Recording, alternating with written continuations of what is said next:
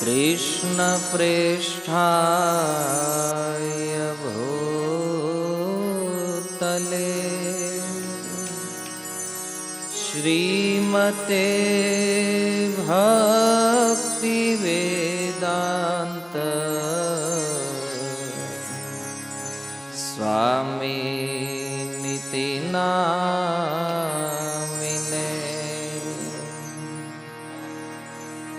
नमस्ते सारस्वते देवे गौरवाणी प्रचारिणे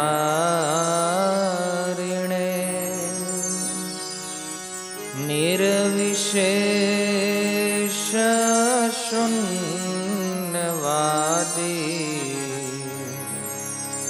पाश्चात्य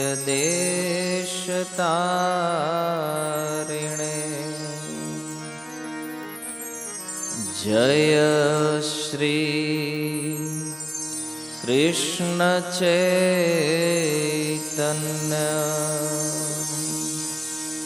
प्रभु नित्यानंद श्री अद्वैत गदाधर श्रीवासादि गौर भक्तवृंद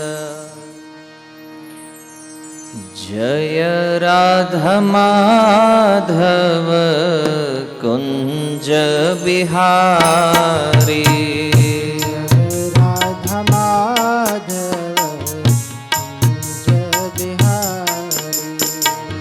जय राधा माधव कुंज बिहारी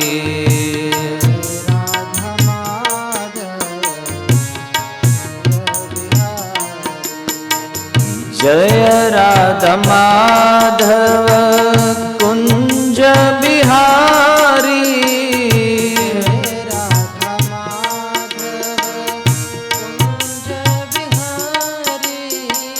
जय राधा माधव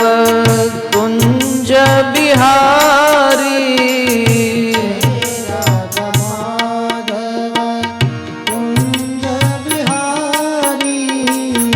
जय राधा माधव कुंज बिहारी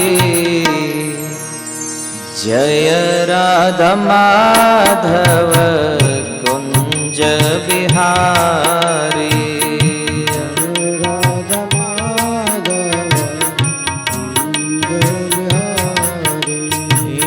जय राधा माधव कुंज बिहारी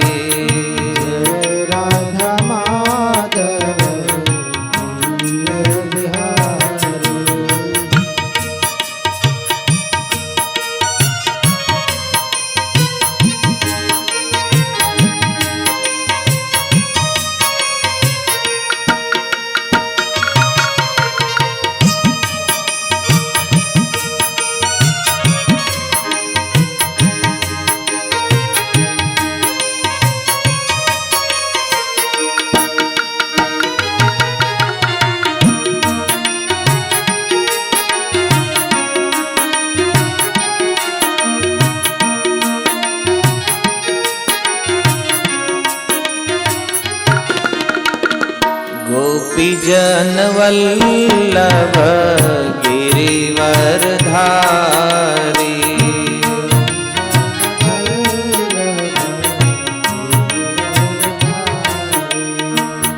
गोपीजन वल्लभ गिरिवरधारी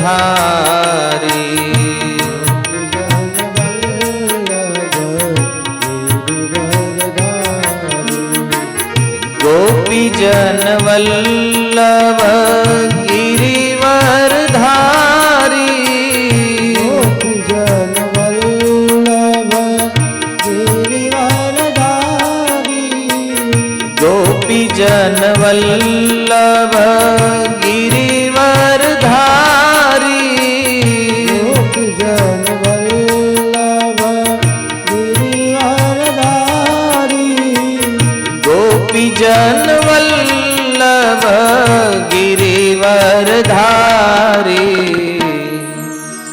जय राधा माधव कुंज बिहारी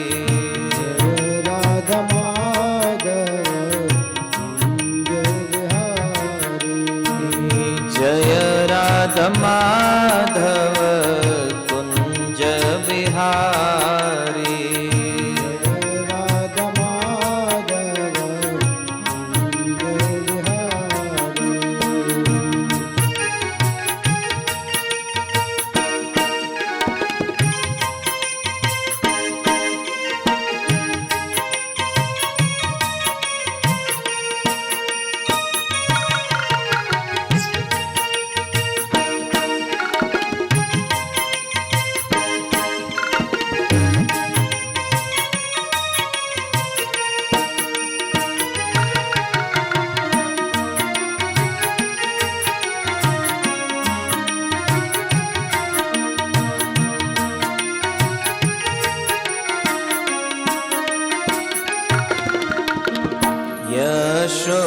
यशोदनन्दन व्रज जनरञ्जन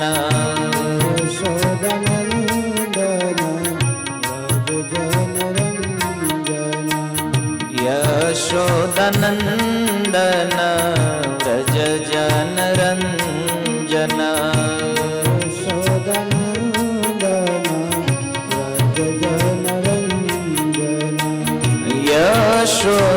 यशोदनन्दन व्रज जनरञ्जन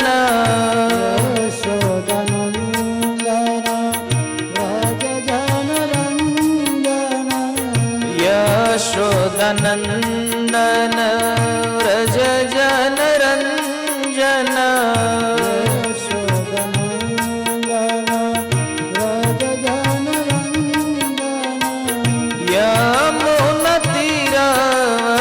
चारी जय राधा माधव कुंज बिहारी राधा माधव जय Radha Madhav Kunj Bihari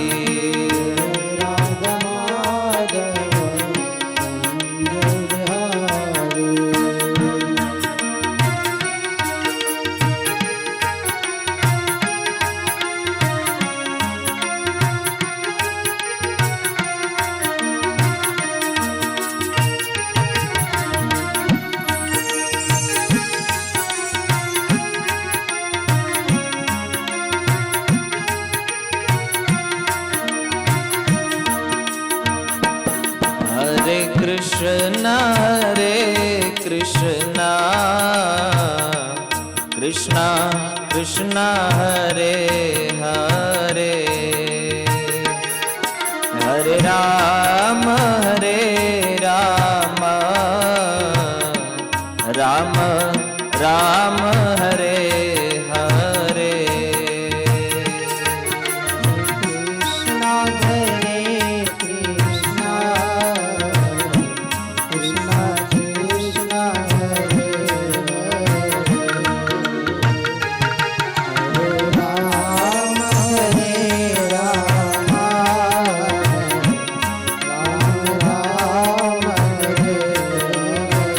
Hare Hare Krishna Krishna Krishna Krishna Hare Hare Hare Rama Rama Rama Hare Hare Krishna Krishna Krishna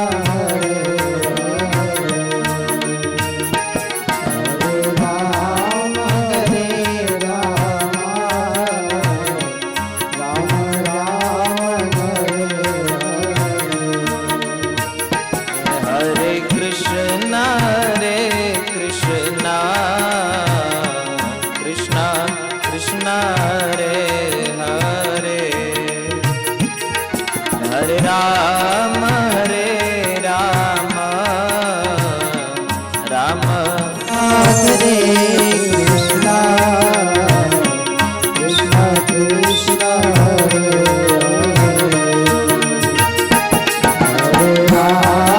हरे राम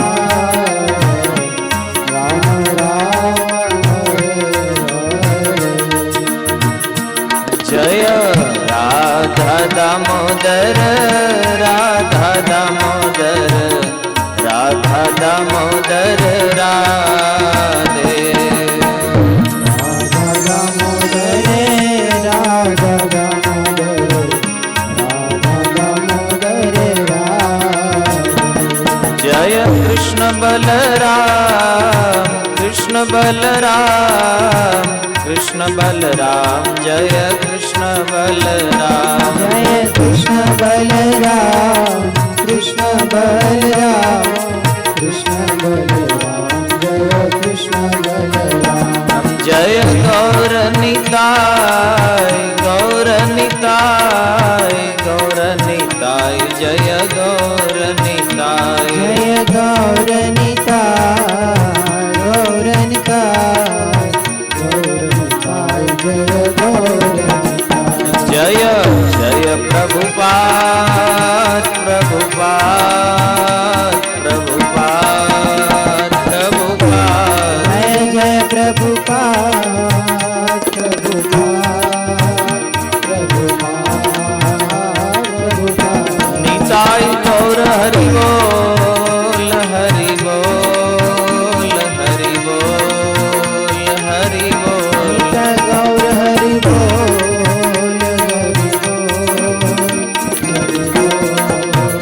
हरि बोल वन मंगल हरिनाम संकीर्तन की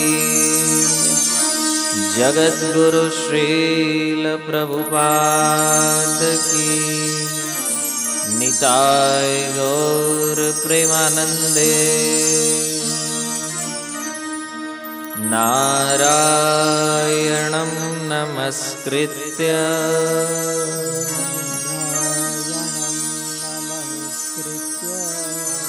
नरं चैव नरोत्तमम्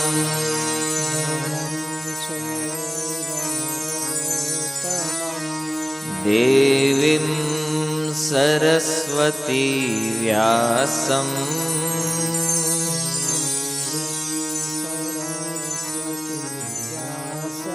ततो जयमुदीरये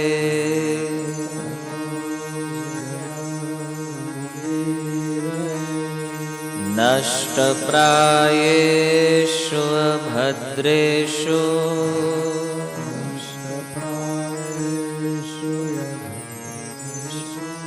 नित्यं भागवत सेवया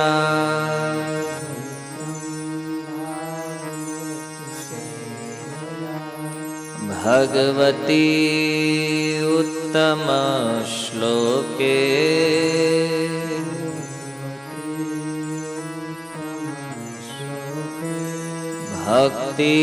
भक्तिर्भवती नैष्ठकिम्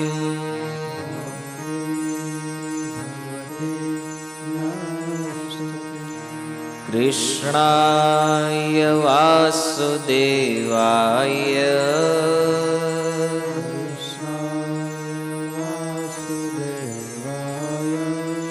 देवकी नन्दनाय च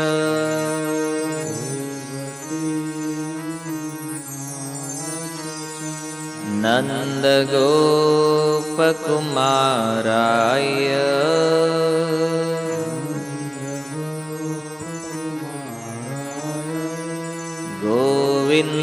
गोविन्दाय नमो नमः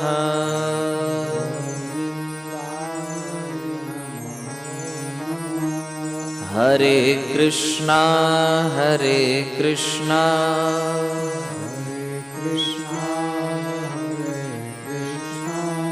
कृष्णा कृष्णा हरे हरे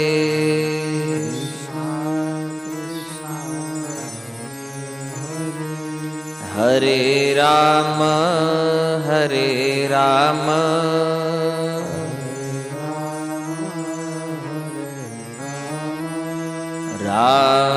राम हरे हरे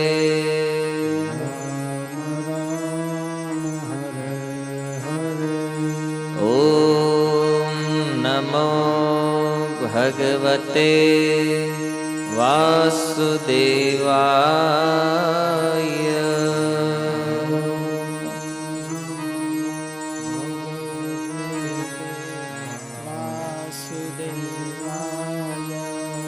ओम नमो भगवते वासुदेवाय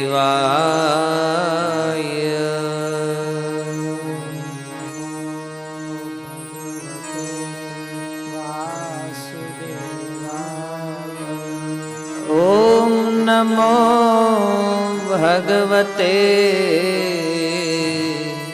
वासुदेवाय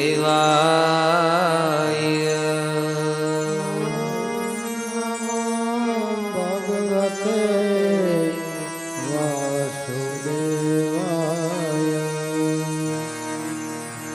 हरे कृष्णा। श्रीमद् भागवत गौ सत्रना तृतीय सत्रमा आप सर्व श्रोता वैष्णव उपस्थित महानुभावों हार्दिक स्वागत है। श्री चढ़ावाव हनुमान जूनागढ़ श्री मधुसूदन गौशाला द्वारा आपने एक सुंदर अवसर प्राप्त थयो कि ज्यां भगवान अने भगवाननी आराध्या एवी प्रिय गौ माताना विषयमां कंईक श्रवण करवानो एक अवसर लाभ आपने प्राप्त थयो छे। गया सत्रमां आपणे चर्चा करी नैमिषारण्यनी अंदर उपस्थित 88,000 ऋषि मुनिओ अने एमने कथा कहवा माटे त्यां उपस्थित एवा श्री सूत गोस्वामी सूतजी ने एक सुंदर प्रश्न पूछवामां आव्यो। हे सूतजी, तत्र तत्र अंजसायुष्मन् भवता यद विनिश्चितम, संसारना समस्त साधनोमांथी तमारा द्वारा अनुभवायेलू जे साधन छे, जे सौथी सरल छे अने कलियुगना लोको जेनु आसानीथी पालन करी शके एवा साधनना विषयमां तमे अमने बतावो। एनो उत्तर आपता श्री सूतजी कहे छे कि साधनो अनेक प्रकारना छे, 64 प्रकारना भक्तिना अंगो छे अने 64 अंगोमांथी नवधा भक्तिने श्रेष्ठ मानवामां आवी छे। श्रवणम, कीर्तनम, विष्णुर स्मरणम, पाद सेवनम, अर्चनम, बंदनम, दास्यम, सख्यम, आत्मनिवेदनम। आ 9 प्रकारनी भक्ति जो भगवान विष्णु ने समर्पित थईने करवामां आवे तो आ नवधा भक्ति सौथी श्रेष्ठ अने एमां श्री चैतन्य महाप्रभुए कीधुं तार मध्य सर्वश्रेष्ठ नाम संकीर्तन। बधानी अंदर सौथी श्रेष्ठ भगवानना नामनुं संकीर्तन छे अने संकीर्तननुं फळ यदि पूर्ण प्राप्त करवुं होय तो कहे छे निरपराधे नाम लई ले पाए प्रेम धन। કાલે એક પ્રશ્ન ઉપર આપણે ચર્ચા કરી અને આપણું સત્ર એમાં જ પૂર્ણ થઈ ગયું કે સૌથી સરળ સાધન ભગવાનનું નામ સંકીર્તન છે. તો આટલું સરળ સાધન હોવા છતાં કોઈને લાભ કેમ નથી થતો? નામ તો લાખો લોકો જપ કરી રહ્યા છે. તો આનો લાભ નહીં થવાના 4 દોષ એની ચર્ચા આપણે કરી.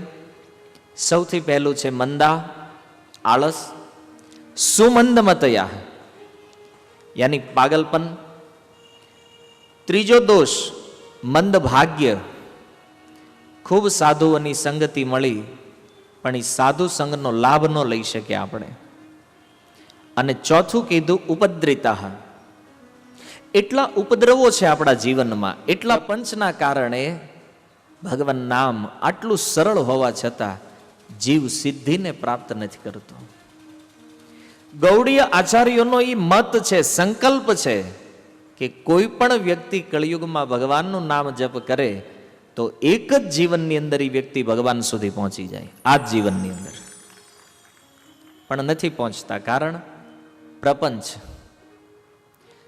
કોને ક્યાંથી પાડવાનો છે, કોને ક્યાંથી નીચે લાવવો, કયો ભગત વાહે રહી જાય ને હું આગળ વયો જાઉં, આ જે બધા પ્રપંચો છે ને, આમાં ફસાવાના કારણે હરિનામનું યથાર્થ ફળ પ્રાપ્ત નથી થતું. અને આમાં જે ફસાયેલા ભક્તો છે ને, એ પાછા એમ માને છે કે નહીં અમે પરમ પવિત્ર છીએ. એ તો માનવાય તૈયાર નથી કે આપણે પ્રપંચમાં છીએ. કારણ કે માને તો સુધરવાનો મોકો મળે ને, પણ માનતા જ નથી કે આપણે આમાં છીએ. એ તો નહીં, આપણે તો પરમ મહાભાગવત વ્યક્તિ છીએ, સુધરવાનું તો બીજા બધાને છે. આ તે કળિયુગની કૃપા છે બહુ મોટી ભક્તો ઉપર. પણ એક પ્રશ્ન શૌનકાદી ઋષિઓએ કીધું કે માની લ્યો આ 4 દોષ કોઈ એક વ્યક્તિમાં હોય અને પોતાની જાતે એ દૂર કરવા સમર્થ ન પણ હોય તો એણે શું કરવું જોઈએ? તો એના માટે કીધું શૃણવતામ સ્વકથા કૃષ્ણ પુણ્ય શ્રવણ કીર્તન. એણે ભગવાનની કથાઓનો આશ્રય લેવો જોઈએ. નિત્ય નિરંતર જો ભગવત કથાઓનો આશ્રય લેશે તો આ વ્યક્તિ નિશ્ચિત રૂપે આ સાધનોના ફળનો લાભ પ્રાપ્ત કરે છે. ધર્મનું ઠીક અનુષ્ઠાન જો એના જીવનમાં આવી જાય તો વ્યક્તિ આ સાધનોમાં સફળ થશે. જે ભાગવતમાં લખ્યું છે એ 100% પ્રાપ્ત થઈ જશે. તો ખૂબ સુંદર શ્લોક શ્રી સુતજી દ્વારા કહેવામાં આવ્યો છે. શ્રીમદ ભાગવતના પ્રથમ અધ્યાયનો પ્રથમ સ્કંદનો 2ય અધ્યાય. અને એમાં એણે કીધું ધર્મ સ્વ અનુષ્ઠિત પુંસામ. કોઈ પણ ધર્મનું વ્યક્તિ પાલન કરે એ ધર્મનું ફળ શું છે? ધર્મનું ફળ છે ભગવાનની કથામાં રુચિ. ધર્મનું આચરણ છે કથામાં રુચિ. કોઈ વ્યક્તિ એમાં ધર્મ છે કે નહીં કેવી રીતે ખબર પડે? એ ખબર પડે એના આચરણ દ્વારા. અને આચરણ છે કથામાં રુચિ. અને ધર્મના પાલનનું ફળ શું છે?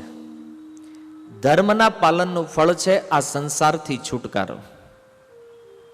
આ સંસારથી કોઈ વ્યક્તિ મુક્ત થઈ જાય તો એવું કહી શકાય કે આણે ધર્મનું ઠીક પાલન કર્યું છે. અને આ ધર્મનું સંપૂર્ણ પાલન કોઈ એક અનુષ્ઠાનથી કરવાની ઈચ્છા રાખતા હોય, કારણ કે ધર્મ શબ્દ એવો છે કે આને સમજવું અઘરું છે. આની બહુ વ્યાખ્યાઓ છે ધર્મના વિષયમાં. કાલે આપણે થોડી ચર્ચા કરી, કોઈને પૂછી લઈએ ધર્મ શું છે તો બધાની વ્યાખ્યા જુદી જુદી આવશે ધર્મના વિષયમાં. પણ અહીંયા કોઈ વ્યક્તિને ધર્મની ખબર પડે કે ન પડે, પણ એક વાત નિશ્ચિત છે કે કોઈ વ્યક્તિ જો ગૌ માતાનો સેવક બની જાય અને ગૌ માતાની સેવા પૂર્ણ શ્રદ્ધા અને નિષ્ઠાથી કરે, જે સેવાની કાલ આપણે વ્યાખ્યા કરી એ અનુસાર, તો ગૌ માતાની સેવા કરવાથી ધર્મનું સંપૂર્ણ પાલન થઈ જાય છે, કેવલ ગૌ સેવાથી. અને આ વાત એવું નથી કે ઘણીવાર શું થાય, આવી કોઈ મહિમા જ્યારે પ્રસ્તુત કરવામાં આવે ને કથામાં, તો લોકોના મનમાં એક સંદેહ થાય કે ભાઈ આ તો ગૌ કથા છે એટલે ગાયનું વધારે પડતું વધારીને બઢાવી ચડાવીને બધી ચર્ચાઓ વાતો થશે અહીંયા. પણ એક ઇતિહાસ આના વિષયમાં બહુ પ્રચલિત છે. રઘુવંશ નામનો જે ગ્રંથ છે, અને એ રઘુવંશમાં સૂર્યવંશની જે પેઢીઓનું વર્ણન થયું, એ સૂર્યવંશમાં એક રાજા થયા જેનું નામ હતું મહારાજ દિલીપ. આનું નામ તમે સાંભળ્યું હશે, કારણ કે બહુ પ્રચલિત રાજા છે. અને આ રાજા પોતાના ગુરુ વશિષ્ઠજી પાસે ગયા અને વશિષ્ઠજી પાસે જઈને કીધું, હે ગુરુદેવ, મારે કોઈ સંતાન નથી, કોઈ પુત્ર નથી. તમે કમસે કમ મને મારું ભાગ્ય, મારા કર્મને જોઈને ખાલી એટલું મને કહો કે આ પુત્ર મને જે નથી થયો આનું કારણ શું છે, શા માટે સંતાન નથી? વશિષ્ઠજીએ પોતાની યોગ સમાધિ દ્વારા જોયું અને કીધું કે એકવાર સ્વર્ગથી રિટર્ન આવતી વખતે રસ્તામાં તમને સુરભી ગાય મળી હતી, કામધેનુ. અને કામધેનુ ગાયને તમે જોઈ, પણ ગાયને જોયા પછી તે તમે એને પ્રણામ કર્યા નહીં, પ્રણામ નથી કર્યા તમે એને. અને ઈ ગૌ અપરાધના કારણે એ ગાય માતા તમારાથી અપ્રસન્ન છે, એટલા માટે તમને કોઈ સંતાન નથી. આ વશિષ્ઠજી કહે છે.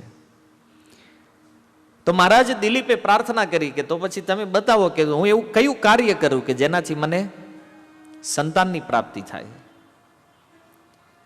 વશિષ્ઠ મુનિએ કીધું કે કામ કર, હવે કામધેનુને તું નહીં મળીએ, કારણ કે એ તો બીજા લોકની ગાય છે, પણ મારા આશ્રમમાં એની પુત્રી છે જેનું નામ સુરભી છે,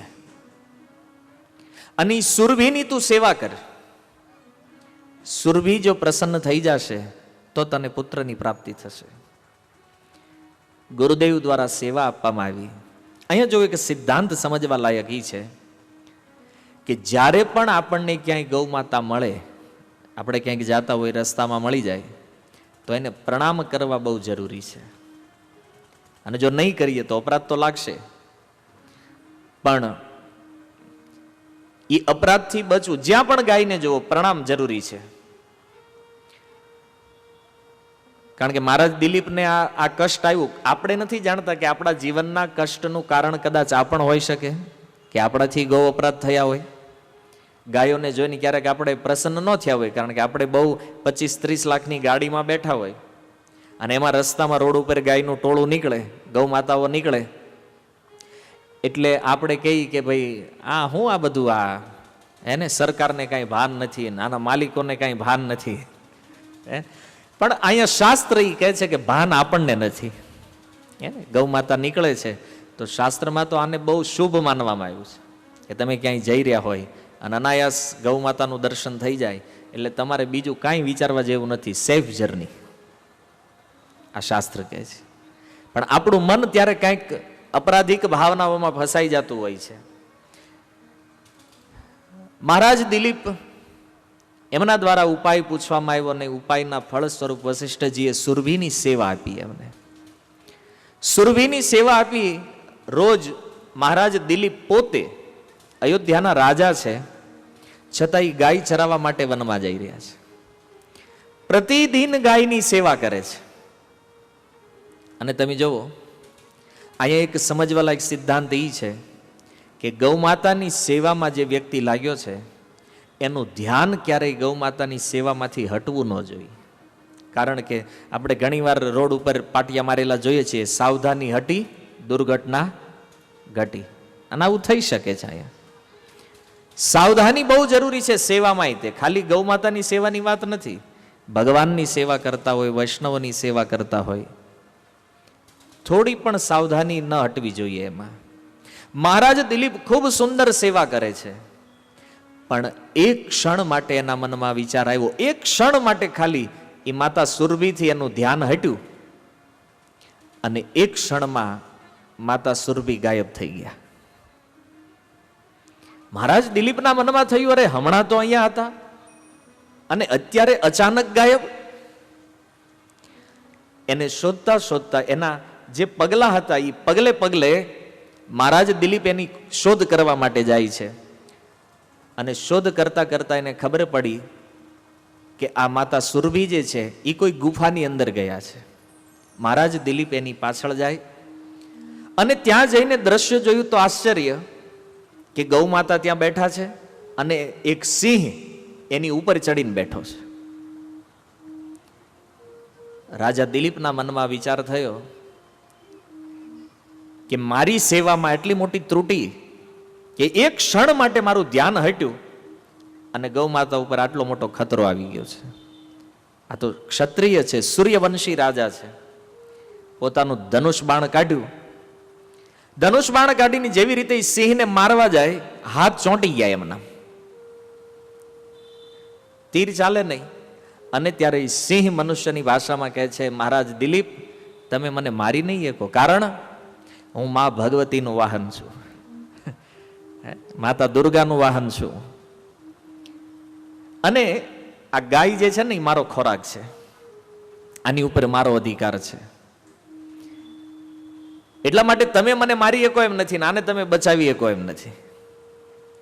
ત્યારે મહારાજ દિલીપ કહે છે કે મારા જીવતે જીવ આ વાત ક્યારે એવી સંભવ નથી કે તમે ગાયને મારી શકો. હવે તમે વિચાર કરો આ ઘટનામાં, અને સિંહે તેને લાલચ આપી કે ભાઈ તારે તો પુત્રની પ્રાપ્તિ કરવી હતી ને, તું આની સેવા શું કામ કરે છે? તારા સ્વાર્થ માટે. પણ આજે મહારાજ દિલીપે કીધું કે હા, જ્યાં સુધી મારું આ શરીર હતું ત્યાં સુધી મારો એ સ્વાર્થ હતો કે મારે એક પુત્ર હોવો જોઈએ. પણ આજે ગૌ માતાની સેવા છે તો આના માટે કદાચ મારા પ્રાણ આપી દેવા પડે ને તોય મારે કોઈ ચિંતા નથી. કેમ? કારણ કે પુત્ર કરતા આ વધારે મહત્વપૂર્ણ છે. ક્યારેક ક્યારેક આપણો સ્વાર્થ હોય, પણ સ્વાર્થ કરતા વધારે પરમાર્થ ઉપર હોય છે.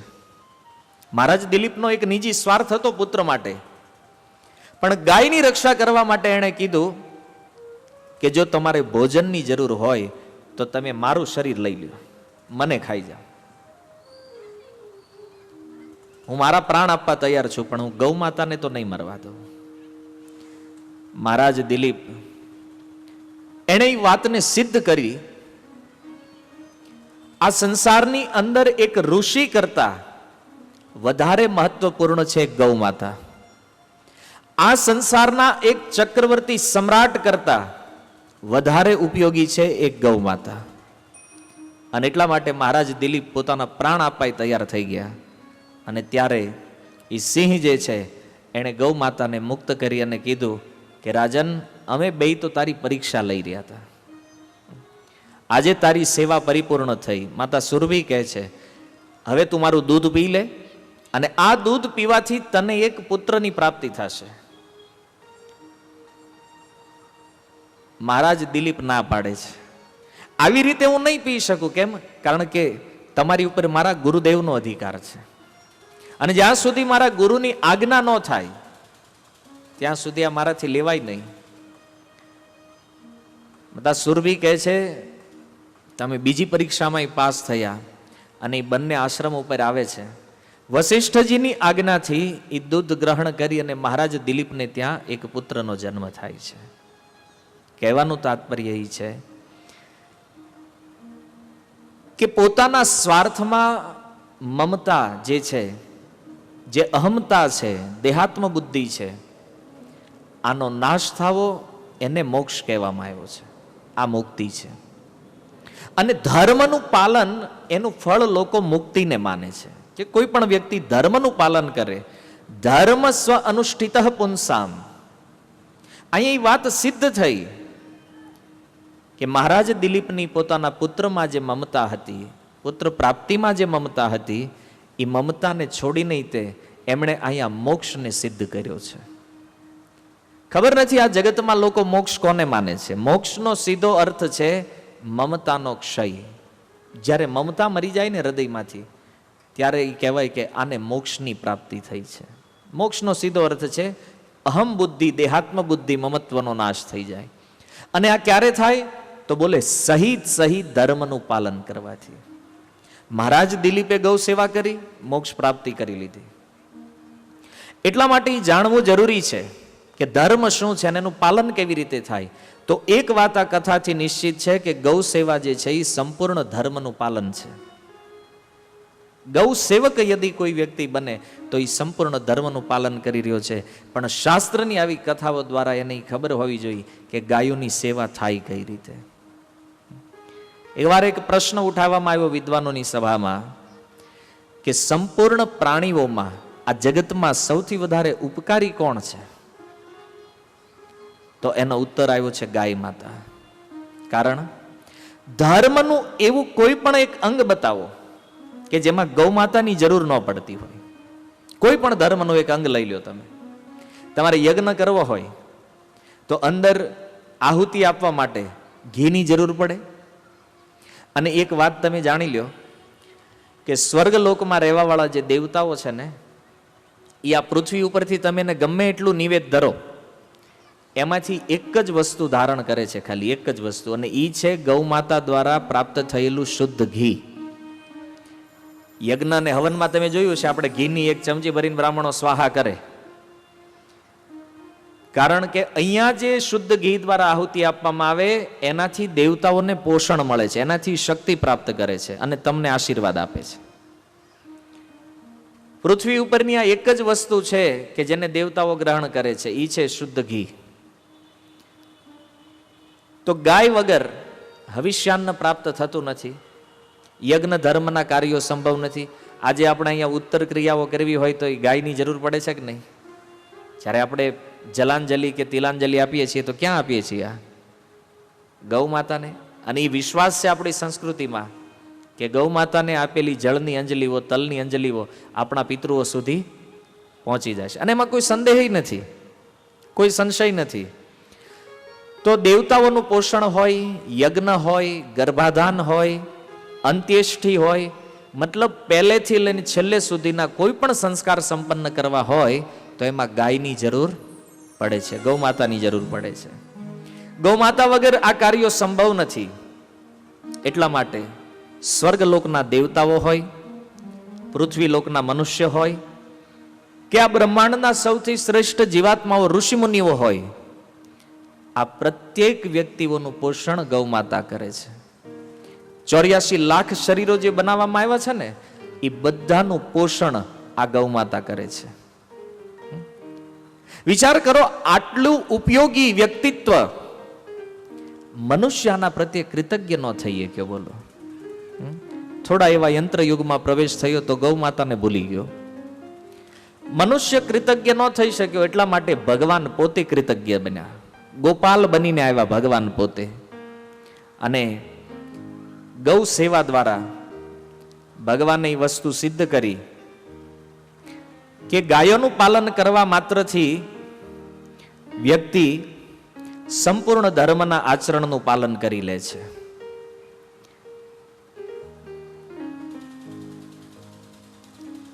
ભાગવતની અંદર એક બહુ સુંદર પ્રસંગ છે કે જરાસંઘ સાથે જ્યારે યુદ્ધ કરવાનું હતું, કૃષ્ણ અને બલરામ, દશમ સ્કંદના જે દ્વારિકા લીલાના પ્રસંગો છે એમાં, તો આ બંને ભાઈઓ યુદ્ધ કરવા માટે ગયા તો મહેન્દ્ર પર્વત નજીક એમને પરશુરામજીની મુલાકાત થઈ. અને પરશુરામજી સાથે મુલાકાત થઈ તો હવે આ બે તો ભગવત તત્વ છે, પણ પરશુરામજીને ખબર પડી કે આ જરાસંઘ સાથે યુદ્ધ કરવાના છે. અને એટલા માટે એને કીધું કે એક કામ કરો, આ યુદ્ધ થવાનું હતું ચક્રલાંગલ પર્વત છે એક, એ સ્થાનની અંદર આ યુદ્ધ થવા જઈ રહ્યું હતું. કૃષ્ણ ને બલરામ ને પરશુરામજીએ કીધું કે એક કામ કરો, તમે મારા આશ્રમમાં જે ગૌ માતા છે એનું દૂધ પી લ્યો તમે બે, અને પછી જોવો તમારામાં તાકાત આવે. કારણ કે કથા તમે સાંભળી છે, કામધેનુ ત્યાંય હતી એક પરશુરામજીના આશ્રમમાં, એમના પિતા જમદગ્નિ પાસે પણ હતી. તો બેયને ગૌ માતાનું દૂધ પીવડાવ્યું અને પછી એમાં વર્ણન સુખદેવ ગોસ્વામી કહે છે કે બે એવા શક્તિશાળી થયા. હાલાકી શક્તિ તો બધી એમાંથી જ આવે છે, પણ લીલા ભગવાનની કરી રહ્યા છે. અને દાઉજીના વિષયમાં તો લખ્યું, એ તો પછી હાથમાં રહેમ જ નહોતા. અને બે ભાઈ નીકળ્યા અને જે કરોડો કરોડો સૈનિકોનો ઘાણ કાઢી નાખ્યો બે થઈને. ઓલા અમૂલ વાળા કહેતા ને દૂધ કી શક્તિ, તો કૃષ્ણ બલરામ એડવર્ટાઇઝ કરી નાખી ત્યાં કે જો આ ગૌ માતાનું દૂધ પીવાથી કેટલી તાકાત આવે છે. આખી સેનાને ચૂરણ કરી નાખ્યું કૃષ્ણ બલરામે. તો કહેવાનું તાત્પર્ય એ છે કે ધર્મ જે છે ને એ અપવર્ગ માટે છે. ધર્મ હિ અપવર્ગસ્ય, સુજી કહે છે. એનો અર્થ કે ધર્મનું પાલન જે છે એ મોક્ષ માટે છે, મુક્ત થવા માટે છે, આસક્તિઓથી મુક્ત થવા માટે. તો અર્થ શેના માટે છે? અર્થ જે છે ને એ ધર્મ કરવા માટે છે. આપણે અહીં વ્યાખ્યાઓ શું હાલે છે ખબર? આમ ક્રમમાં ગોઠવાઈ ગયો: ધર્મ, અર્થ, કામ અને મોક્ષ. તો લોકો એવું માને છે કે ધર્મ કરો એટલે અર્થની પ્રાપ્તિ થાય. ધર્મનું ફળ લોકો શેને માને છે? અર્થને. બહુ પૈસા આવી જાય ને એટલે એમ માને કે ઓહો, ભગવાનની બહુ મોટી કૃપા છે. પૈસા આવવા ને એ ભગવાનની કૃપા છે જ નહીં. આ પહેલું સમજ. કારણ કે ધર્મનું ફળ આ નથી. ધર્મનું ફળ છે મોક્ષ. અને અર્થનું ફળ શું છે? તો બોલે અર્થનું ફળ છે ધર્મ. કારણ અર્થ જે છે ને એ ધર્મ માટે છે. શુદ્ધજીએ કીધું ન અર્થો અર્થાય ઉપકલ્પતે. અર્થ ધર્મ માટે છે. એટલા માટે યદિ આપણને આપણા ભાગ્યથી, પૂર્વના કોઈ આપણા પુણ્ય કર્મોથી કે આપણા પૂર્વજોના કારણે યદિ આપણને ધન પ્રાપ્ત થયું હોય, તો પૈસા પ્રાપ્ત થઈ જવા એ ભાગ્યનું ફળ માત્ર નથી. ધનની સાથે સાથે એનો ઉપયોગ ક્યાં કરવો ને, આનું તે જ્ઞાન હોવું જરૂરી છે. જો ધનનો 3 જગ્યાએ ઉપયોગ કરી શકાય આ સમયમાં. પહેલું છે દાન. આને આવા કોઈ સારા કાર્યોમાં જો તમે વાપરો તો કામે લાગે. બાકી લાખો હોય ને કરોડો હોય, કારણ કે વાહે તો બધા શું કરવા નહીં આપણને ખબર નથી. અને માની લો આપણે બહુ સારા કર્મો કરીને કદાચ સ્વર્ગમાં ગયા છો ને, ધન જો અહીંયા ગલત કામમાં વપરાતું હશે ને તો એ સ્વર્ગથી તે પડશો નીચે ઊંધા માથે નરક લોકમાં. એટલા માટે એ ધ્યાન રાખવું જરૂરી છે કે ખાલી કમાઈને બાળકોના હાથમાં આપી દેવાથી કામ નહીં બને. એ બાળકને શીખવાડવું પડશે કે આનો સહી ઉપયોગ ક્યાં થાય. અને ધનનો સૌથી શ્રેષ્ઠ ઉપયોગ છે દાન. અને મનમાં ઈ એમ લઈને નહીં બેહતા પાછા તમે કે આ જો હવે લેવાનું હશે એટલે પાછું આ કહે. હમણાં આ શાસ્ત્રની વાત છે.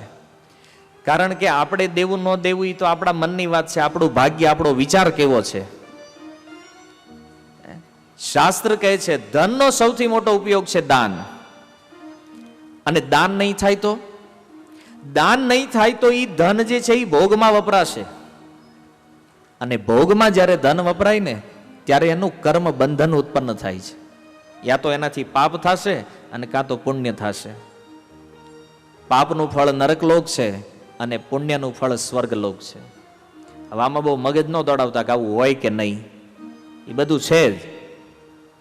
આ બેઠા બેઠા એ વિચાર કરે નરક થોડી હોય. હવે હોય કે ન હોય નિર્ણય આપણે નથી કરવાનો, કારણ કે આ બ્રહ્માંડની સુપ્રીમ કોર્ટ આપણે નથી, હું નહીં તમે નહીં. નરકલોક છે, ભગવાને બનાવ્યો છે ને સુખદેવજીએ ભાગવતમાં કીધું છે એટલે છે. ઘણી વાર છે ને આપણું મન કઈક વાત ન પકડી શકતું હોય એટલે આપણે એમ કે ના એ ન હોય. આ દુનિયામાં ઘણું એવું છે જેને આપણે જોયું નથી. એનો અર્થ એ નથી કે એ નથી. શાસ્ત્ર એક પ્રમાણ છે. જેટલું આનો સ્વીકાર કરી શકશો તો ફાયદામાં રહેશો. તર્ક કરવા જશો તો કદાચ જીવન નીકળી જાય તો એનો ઉત્તર પ્રાપ્ત નહીં થાય.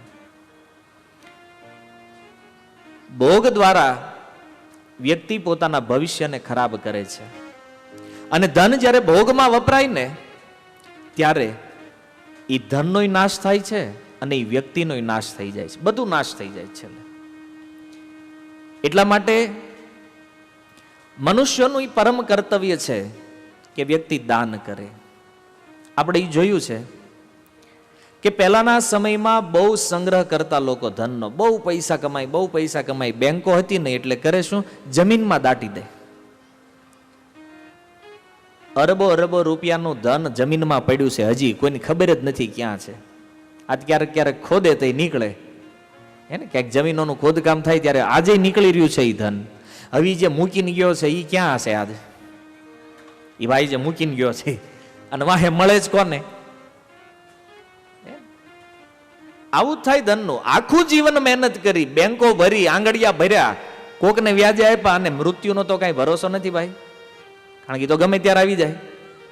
અને જે ધન જ્યાં પડ્યું છે ને એમનામ રહી જાય છે. આપણું વારી ઘડી આવાગમન થયા કરે છે, અહીંથી પૈસો ક્યાંય જાતો નથી. આ બધું અહીંયા જ રહે છે.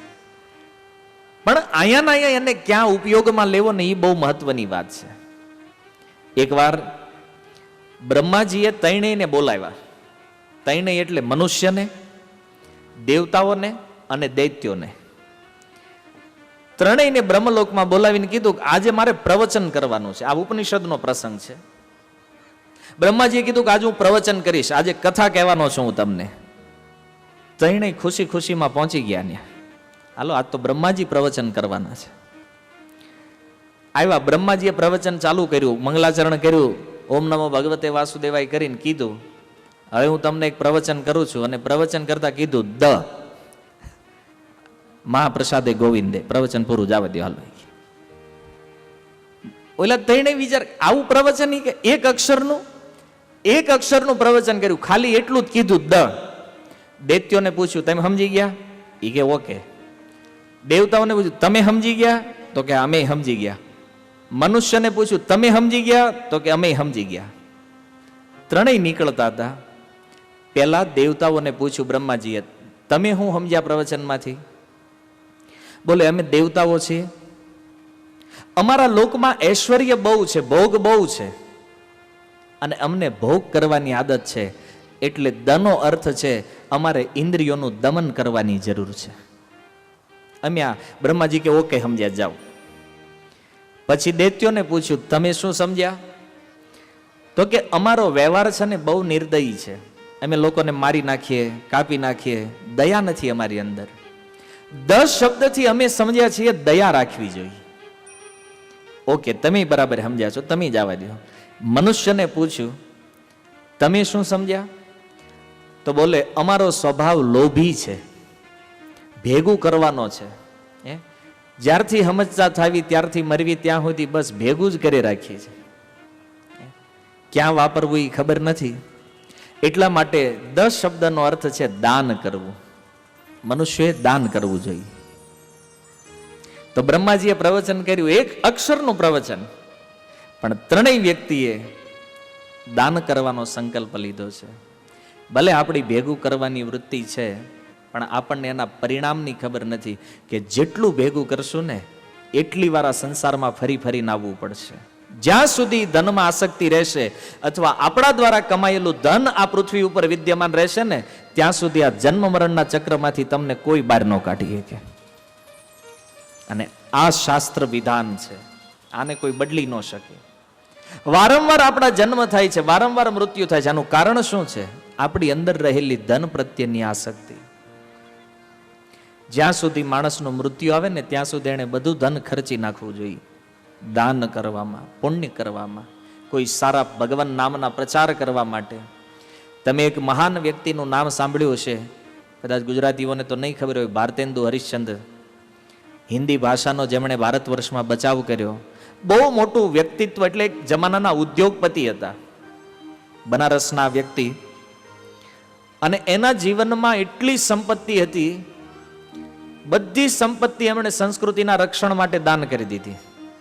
અને છેલ્લે પોતાના પાડોશીને 2.5 રૂપિયા આપ્યા એ જમાનામાં, કે આ 2.5 રૂપિયા તું રાખ, જેથી મારું મૃત્યુ થઈ જાય ને ત્યારે મને ઓડાડવા માટે કપડાની જરૂર પડે ને એનું આ લઈ લેજે તું, આટલું બસ. આટલું છેલ્લે એની પાસે વધ્યું છે. કારણ કે આપણા ધનમાં આપણી આસક્તિ રહી જાય ને એ જ આપણા પુનર્જન્મનું મુખ્ય કારણ છે. એટલા માટે સંગ્રહ કરવાથી બચો. અને માની લો તમારા ભાગ્યમાં હોય, તમારી પાસે આવડત હોય, તમે બહુ સારું કમાઈ શકતા હોય, તો સારું ધન કમાવો અને પરમાર્થના કાર્યમાં લગાવો. જેવી રીતે ભારતમાં અત્યારે સૌથી વધારે જરૂર 2 વસ્તુની છે, ગાયોની સેવાની અને ભગવાન નામ પ્રચારની. તો તો આ બે વસ્તુ એવી છે જ્યાં તમે તમારા ધનનો ઉપયોગ કરી શકો છો.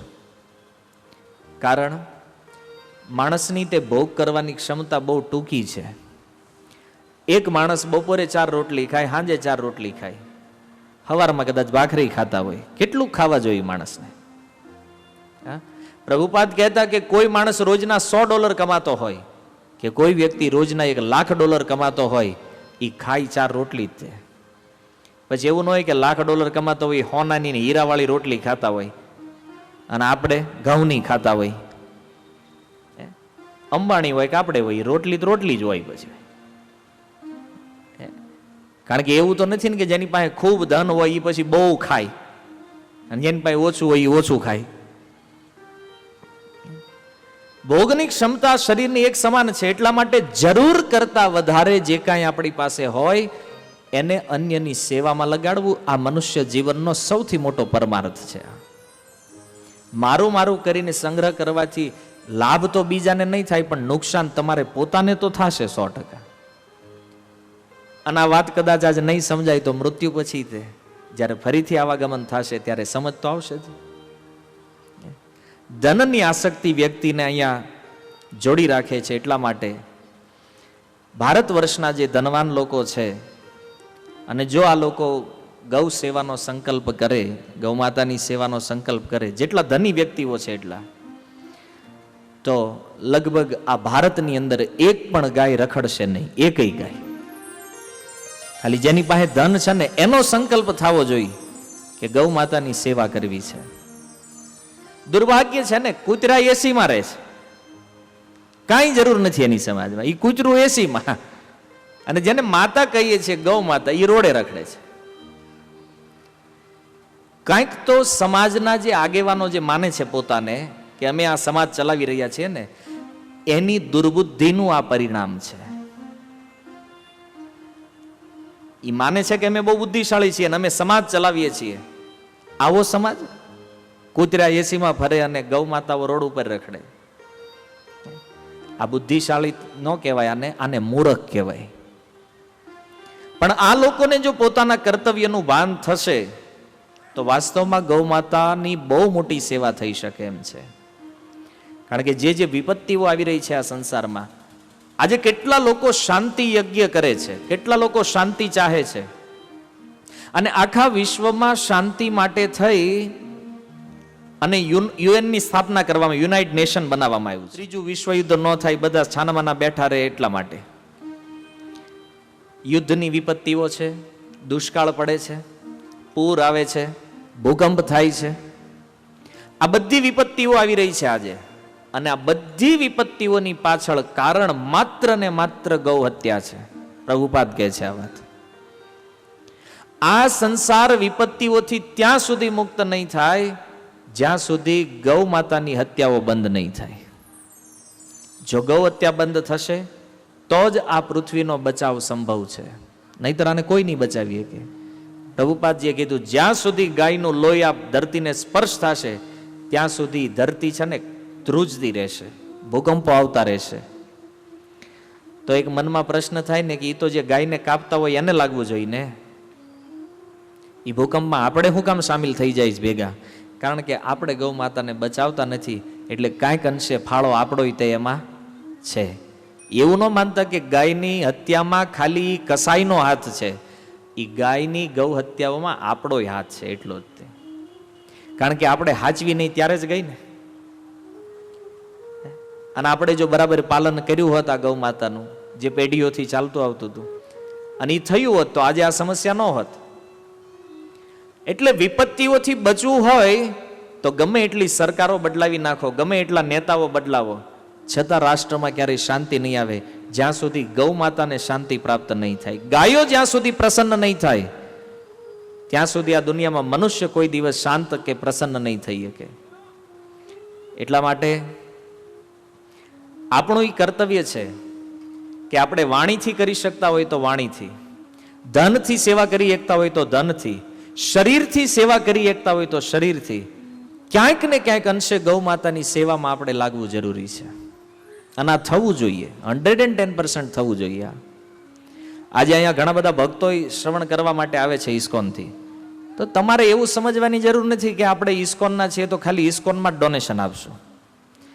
આવું સારું કાર્ય થતું હોય તો અહીંયા તે દાન આપવામાં કોઈની પરમિશન લેવાની જરૂર નથી, કારણ કે આ એક ઉત્તમ કાર્ય છે. એટલા માટે જ્યાં સારું લાગે, એકવાર મનની અંદર વિચાર થઈ ગયો કે આપવું છે, ત્યાં પછી વિચાર ન કરવો જોઈએ આપવું કે નહીં.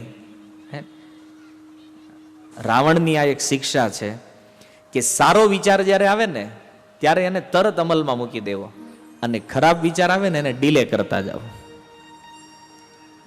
પછી કરશું એમ ગલત વાત, પણ સારું તરત અમલમાં મૂકવું જોઈએ. અને રાવણે લક્ષ્મણજીને કીધું કે મારે આ છે ને થોડુંક ઊંધું થઈ ગયું, એમાં બધી માથાકૂટ થઈ ગઈ. અંતિમ સમયે લક્ષ્મણજીને કીધું એ કે મને સારો વિચાર આવ્યો ને એ મેં કર્યું નહીં, અને આ સીતાજીને ઉઠાવવાનો વિચાર આવ્યો ને એ મેં કર્યું તરત, અને આ મારા આખા રાક્ષસ કુળનો વિનાશ થઈ ગયો આમાં. એટલા માટે હું સલાહ આપું છું કે સારા કામના સંકલ્પને તરત પૂર્ણ કરો. તો ભાગવતની અંદર એવી અનેક કથાઓ છે કે જ્યાં ગાયના પાલનથી આખી પૃથ્વી ઉપર રાજાઓએ શાસન કર્યું છે. અને સૌથી પ્રસિદ્ધ કથા પરીક્ષિત મહારાજ કે જેમણે ગૌરક્ષા માટે થઈ અને કળિયુગને મારવા માટે પોતાની તલવાર કાઢી હતી દ્વાપરના એન્ડમાં. આવા શાસકોએ આ પૃથ્વીનું શાસન કર્યું છે. તો આજે આપણી પાસે, આપણા મનમાં થાય કે આપણે ગૌ સેવા કરવી છે, તો આપણી પાસે શું વિકલ્પ છે? આપણી પાસે સૌથી મોટો વિકલ્પ છે. આપણે પહેલા તો મનમાં એ વિચારે કે આપણે પોતે ગૌશાળા નહીં ખોલી શકીએ. ભાઈ સાચી વાત છે, આપણે 15, 20, 25, 50 હજાર રૂપિયા, લાખ રૂપિયા કમાતા હોય, ગૌશાળા આપણીથી ના ચાલે. પણ જે લોકો ગૌશાળા ચલાવતા હોય ત્યાં આપણા નામે એક ગાય તો મૂકી શકીએ કે નહીં? કે ભાઈ તમારી ગૌશાળામાં એક ગાય રાખો, એનો 1 વર્ષનો જે કાંઈ ખર્ચો આવે એ બધો અમારા તરફથી આપશું અમે. આખી ગૌશાળા આપણે ન મેનેજ કરીએ, પણ આટલું તો મેનેજ કરી શકીએ કે નહીં? તો આવી સક્ષમતા હોય તો આ કરવું જોઈએ. બીજું કે આપણી પાસે જો જમીન પડી હોય, ગામડે લગભગ પડી જ છે બધાની, કારણ ખેતી કરવા કોઈ નથી, તો જેને તમે ખેતી કરવા આપો છો ને એને કહો કે 2 કે 4 ગાય નહીં રાખ ને તો જમીન વાવવા નહીં આપી તને. તો એની કોક આપણે ન રાખીએ તો કોકની પાસે રખાવો જે તમારા અધિકાર ક્ષેત્રમાં છે. જો સેવા આપણે કરવી હોય ને તો આપણી પાસે વિકલ્પ બહુ છે, અને ન કરવી હોય તો બાનાય બહુ છે. આપણે નક્કી કરવાનું છે વિકલ્પ ઉભો કરવો છે કે બાના શોધવા છે. અને નુકસાન નથી આમાં, એ નહીં વિચારતા તમે. 2 કે 4 ગાયનું પાલન કરતો હોય ને તો એ હંમેશા પ્રોફિટમાં જ રહે. ધંધા બિઝનેસ માઇન્ડે જો વિચારતા હોય ને તોય સેવા સાઈડમાં જવા દો. કોઈને એમ હોય કે મારે બિઝનેસથી આ પ્લાનિંગ કરવું છે, તોય તમે એમાં પ્લસ રહેવાના છો. કારણ કે ગાયના દૂધની આ ડિમાન્ડ તો છે જ, પણ આ ડિમાન્ડને ઓર વધારવી પડશે. કારણ કે જો ડિમાન્ડ વધશે તો ગૌ સેવા વધશે, ગૌ સેવા વધશે તો ઓટોમેટિક ગાયો કપાતી બંધ થઈ જાય. આ રીતે આપણે આ પૃથ્વી ઉપર શાંતિ સ્થાપિત કરી શકીએ, ગૌ માતાની સેવા કરી શકીએ. ધન આપ્યું હોય તો કેવલ સિમેન્ટ કોન્ક્રીટના ટાવરો ઊભા કરવામાં ન ખર્ચો એને, 1 મકાન થઈ ગયું હોય 5-5 મકાન કરવામાં નહીં ખર્ચો એને, ગૌ માતાની સેવામાં લગાડી દો. કમસે કમ બીજાના પરિવારનું કલ્યાણ થાય કે ન થાય, તમારું થાય કે નહીં થાય? આપણું પોતાનું કલ્યાણ એમાં છે કે નથી? એટલા માટે ગૌપાલનની વ્યવસ્થાની જરૂર છે. જે લોકો જેટલા લેવલમાં કરતા હોય, જે સ્તર ઉપર આ કામ થઈ શકતું હોય, આ કાર્યનો આરંભ કરો જલ્દીથી. અને અથવા તો આવું કાર્ય કોઈ કરી રહ્યું છે તો એને ખુલ્લા દિલથી સપોર્ટ કરો, દાન આપીને અથવા તો શરીરથી સેવા આપીને. કાલે આપણે ચર્ચા કરી ગૌશાળાઓમાં જવું જોઈએ પરિવાર સાથે. ભલે ને મનમાં બહુ ભાવ ન હોય, પણ થોડા ભાવમાંથી તે થોડીક તો સેવા આરંભ થશે. તો આ રીતે વ્યવસ્થાની જરૂર છે. તો અર્થનું ફળ છે ધર્મ. અર્થ આપણને યદિ પ્રાપ્ત થયું છે તો એને ધર્મના કાર્યમાં લગાવવું જોઈએ. અને એક સાવધાની એ રાખો કે દાન ક્યાં કરવું ને એ બહુ મહત્વપૂર્ણ વિષય છે. એને પાત્રતા જોયા વગર યદી જો દઈ દેવામાં આવ્યું તો ઈ તે બંધનનું કારણ બની શકે છે. ભગવદ્ ગીતા અધ્યાય 18. સૌથી મોટી પાત્રતા છે યા તો પ્રચારમાં વાપરો અને યા તો ગૌ માતાની સેવામાં વાપરો. અને પ્રચાર કરતાંય વધારે જરૂરી અત્યારે ગૌ માતાની સેવા છે. પ્રચાર જરૂરી છે કેમ? કારણ કે માણસ જો ભક્ત બનશે ને તો જ એનો ગાયમાં પ્રેમ જાગશે. કંઈક ભક્તિ વૃત્તિ હોય, કંઈક સારી ચેતના હોય તો એ ગાયની સેવા કરે. હવે એ પોતે જ પી જતો હોય એને કેમ આપણે નક્કી કરવું કે આ સેવા કરશે ગાયની? આ ગાયને માતા માનશે? સારી બુદ્ધિ અને સત્વગુણી હોય ને તો ગૌ સેવાનો સંકલ્પ થઈ શકે. એટલા માટે પાત્રતા જોઈ અને આ કાર્ય કરવું જોઈએ. આગળ ઉપર સૂતજી કહે છે કામસ્ય ન ઇન્દ્રિય પ્રીતિર લાભો જીવેત યાવતા. ધર્મનું ફળ મુક્તિ છે, અર્થનું ફળ ધર્મ છે, અને હવે આવ્યું કામ. કામનું ફળ શું છે? તો બોલે લોકો માને છે કે કામનું ફળ છે ઇન્દ્રિય તૃપ્તિ. અર્થાત મનમાં જે ઈચ્છા થઈ, કામના પ્રગટ થઈ. માની લો અર્થ જ્યારે આવે ને, ધન આવે એટલે ઈચ્છાઓ થાય, આ લઈ લઉં, પેલું લઈ લઉં, પેલું લઈ લઉં, પેલું લઈ લઉં, ડિમાન્ડ આવવા માંડે. અને માણસ વિચારે કે આજે પૈસા છે તો આપણે લઈ લેવું જોઈએ. એટલે ઇન્દ્રિયોની તૃપ્તિ કરે છે, ઇન્દ્રિયોને સંતુષ્ટ કરે છે. પણ ઇન્દ્રિયોને સંતુષ્ટ કરવી એ કામનું ફળ નથી. અહીંયા સુત ગોસ્વામી કહે છે તો કામ શા માટે છે? બોલે લાભો જીવેત યાવતા. આનો સામાન્ય અર્થ એ છે કે કામ જે છે એ જીવનના નિર્વાહ કરવા માટે છે, જીવન જીવવા માટે છે. કોઈ કામનાઓ જેને આપણે વ્યવહાર કહીએ છીએ, ધન દ્વારા જીવન ચાલવું જોઈએ, વ્યવહારની પૂર્તિઓ થવી જોઈએ, આ બધું ઠીક છે. પણ અહીંયા કીધું કે કામનાઓ જીવન જીવવા માટે છે, તો પછી ઓર એક પ્રશ્ન નીકળ્યો, જીવવું શું કામ ભાઈ? આ પ્રશ્નો થોડાક તમને વિચિત્ર લાગશે, કારણ કે આ વાત આપણે કોઈ દી પૂછ્યા નથી કોઈ. આપણે તો એક જ પૂછ્યું છે, ધંધો છે કઈ તો બતાવો, જ્યાં મળીએ ત્યારે. અહીંયા કીધું લાભો જીવિત યાવતા. શા માટે માણસને જીવવું છે? આજે તમને કોઈ આવીને પ્રશ્ન પૂછે કે તમે જીવો શું કામ, શું તમે ઉત્તર શું આપો એનો? શું કામ જીવે છે માણસ? પોતાને પૂછો શા માટે જીવીએ છીએ આપણે? આપણી પાસે ઉત્તર છે અવ્યક્ત. એને ખબર નથી ભાઈ શું કામ. આખું ગામ જીવે છે તો આપણે જીવીએ છીએ. કાં તો કોઈ કહે છે ભગવાનને અહીં મૂક્યા છે એટલે આપણે જીવીએ છીએ. જીવન એટલા માટે છે કે મૃત્યુ આવે ને ત્યાં સુધીમાં એકવાર ભગવાનની ઝાંખી થઈ જાય, એકવાર ભગવાનનું દર્શન થઈ જાય. આ ભાગવત કહે છે જન્મ લાભ પરે પુંસામ અંતે નારાયણ સ્મૃતિ. જીવન પૂરું થતા સુધીમાં ભગવાનનો ભેટો થઈ જાય એકવાર. એટલા માટે આ મનુષ્ય જીવન આપણે જીવી રહ્યા છીએ. બહુ તપસ્યાઓ કરે છે લોકો, અને બહુ મોટા મોટા સાધનો દ્વારા તે વ્યક્તિ પ્રાર્થના કરે છે ભગવાનને કે પ્રભુ આ જીવન પૂરું થાય ને ત્યાં સુધીમાં એકવાર તમારી ઝાંખી કરાવી દે ખાલી, બસ. તમે નામ સાંભળ્યું છે બ્રહ્માજીથી જે પ્રથમ પુરુષ અને સ્ત્રી જેનું પ્રાગટ્ય થયું, મનુ અને શત્રુપા. આ બંનેએ હજારો વર્ષો સુધી તપસ્યા કરી, અને હજારો વર્ષો સુધી તપસ્યા કરી શેના માટે જાણો છો? મનમાં એક જ કામના છે, ભગવાનનું દર્શન થઈ જાય, બસ. એક જ કામથી ભગવત દર્શન થઈ જાય. અવધવાસીઓ પૂછે છે ભરતજીને રામચરિતમાનસ અને વાલ્મીકી રામાયણ બેયમાં આ પ્રસંગ છે.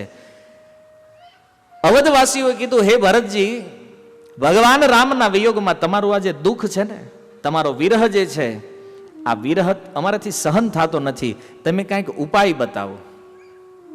તમે ચાહો છો શું? તમને આટલું દુઃખ શા માટે લાગે છે? ત્યારે ભરતજી કહે છે આપનું દારુણ દીનતા સબહી કહો સિરનાય, દેખે બિન રઘુનાથ પદ જીવ કી જરની ન જાય. ભરતજી કહે છે કે જ્યાં સુધી આ આંખોથી રઘુનાથ ભગવાન રામને હું જોઈ ન લઉં ત્યાં સુધી મારી અંદરનો જે આ વિરહ છે, જે સંતાપ છે, એ મટે એમ નથી. એટલા માટે શબરી જીવે છે. એ જ રામાયણનું એક પાત્ર છે. ગુરુ મહારાજે કીધું તો રામ આવશે અને શબરી રાહ જોવે છે, એક વિશ્વાસ સાથે કે નહીં, રામ આવશે. મૃત્યુ સુધી એક જ અભિલાષા હતી, રામ દર્શન. એટલા માટે રામાયણમાં નામ લખાઈ ગયું એનું. પણ આપણી લાલસાઓ કંઈક જુદી છે, આપણી ઈચ્છાઓ કંઈક જુદી છે. મનુષ્ય જે લોકો બન્યા છે એની એક જ ઈચ્છા હોવી જોઈએ, ભગવાનનું દર્શન. અને આ ઈચ્છા સાથે જો એનું મૃત્યુ આવી જાય ને તો અંત સુધીમાં એક ઝાંખી તો થઈ જ જશે. પણ આની સિવાય બીજી કોઈ ઈચ્છા હોવી જોઈએ નહીં. શબરીની ઈચ્છા રામ દર્શનની છે અને એનું નામ રામાયણમાં છે. આપણી ઈચ્છાઓ કંઈક બીજી છે, એટલે આપણા રેશન કાર્ડમાં છે. હજી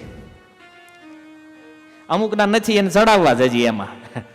આમાં આપણું નામ નથી ચડાવવા, આધારમાં નથી, ચૂંટણીમાં નથી, ઓલામાં નથી. શબરી જીવે છે રામ માટે. કેવટ હનુમાનજી મહારાજ, જે હનુમાનજીના મંદિરને લક્ષ્ય લઈને આપણી કથા ચાલી રહી છે, એ હનુમાનજી મહારાજ આ પૃથ્વી ઉપર રહી ગયા છે. કોના માટે રહ્યા છે? ફરીથી ત્રેતાયુગ આવશે અને ફરીથી ભગવાન રામનું દર્શન પ્રાપ્ત થશે. ભગવાન રામ માટે જીવે છે હનુમાનજી મહારાજ. તો જીવનનું ફળ ભગવત પ્રાપ્તિ છે. ગૌ માતાની અંદર એ સામર્થ્ય છે કે એની સેવા દ્વારા એ ભગવાનની પ્રાપ્તિ કરી શકે છે, ભગવત સાક્ષાત્કાર કરાવી શકે છે. અને જેની અંદર આ ભગવાનના દર્શનની વ્યાકુળતા નથી ને, આ સંસારમાં એને ગમે એટલી ઉપાધિઓ મળી જાય ને, કોઈ કામની નથી. ગમે એટલી મોટી ફેક્ટરીઓ તમે બનાવી લ્યો, ગમે એટલું ધન સંગ્રહ કરો, ગમે એટલું ભણી લ્યો, ગમે એટલી ડિગ્રીઓ ચડી જાઓ, પોતાના અંતરાત્માને એક પ્રશ્ન કરો, મૃત્યુ સમયનો લાભ શું મળવાનો છે? અને મરવાનું છે બધાને એક પાક્કું છે, કોઈ વહેલા કે મોડું. કોઈ ડિગ્રી બચાવશે મૃત્યુથી? આપણી પાસે કરોડો રૂપિયા બેંકમાં પડ્યા હોય, આપણા નામે કેટલાય વીઘા જમીનો હોય સુરતમાં, મૃત્યુ સમય લાભ આપી શકશે? અરે આપણી આગળ જેટલા લોકો આપણી નજર સામે મરી ગયા ને, એને કોઈને લાભ નથી થયો આનો. તો આપણે હું કામ વાટે બેઠા છીએ કે આપણને કાંઈક લાભ મળશે એમાંથી? અને જીવવા માટે ખાવું પીવું, કપડાં, વ્યવહાર ચલાવવા, થોડું ઘણું ધન, એ તો ગમે એ કરો ને તમે તોય મળી જાય. એ કાંઈ બહુ મોટો વિષય નથી. કારણ કે જ્યારે ભક્તિના ઉચ્ચ સ્તરની વાતો આવે ત્યારે લોકોના મનમાં એક જ પ્રશ્ન થાય કે હારું આવી રીતે ભજન કરવા માંડશો તો ભાઈ આપણું થશે શું? કાંઈ ન થાય. આજ બધું જેમ હાલે છે ને એમ જ હાલતું રહે. આમાં કાંઈ બહુ મોટો ફેરફાર નથી થઈ જતો.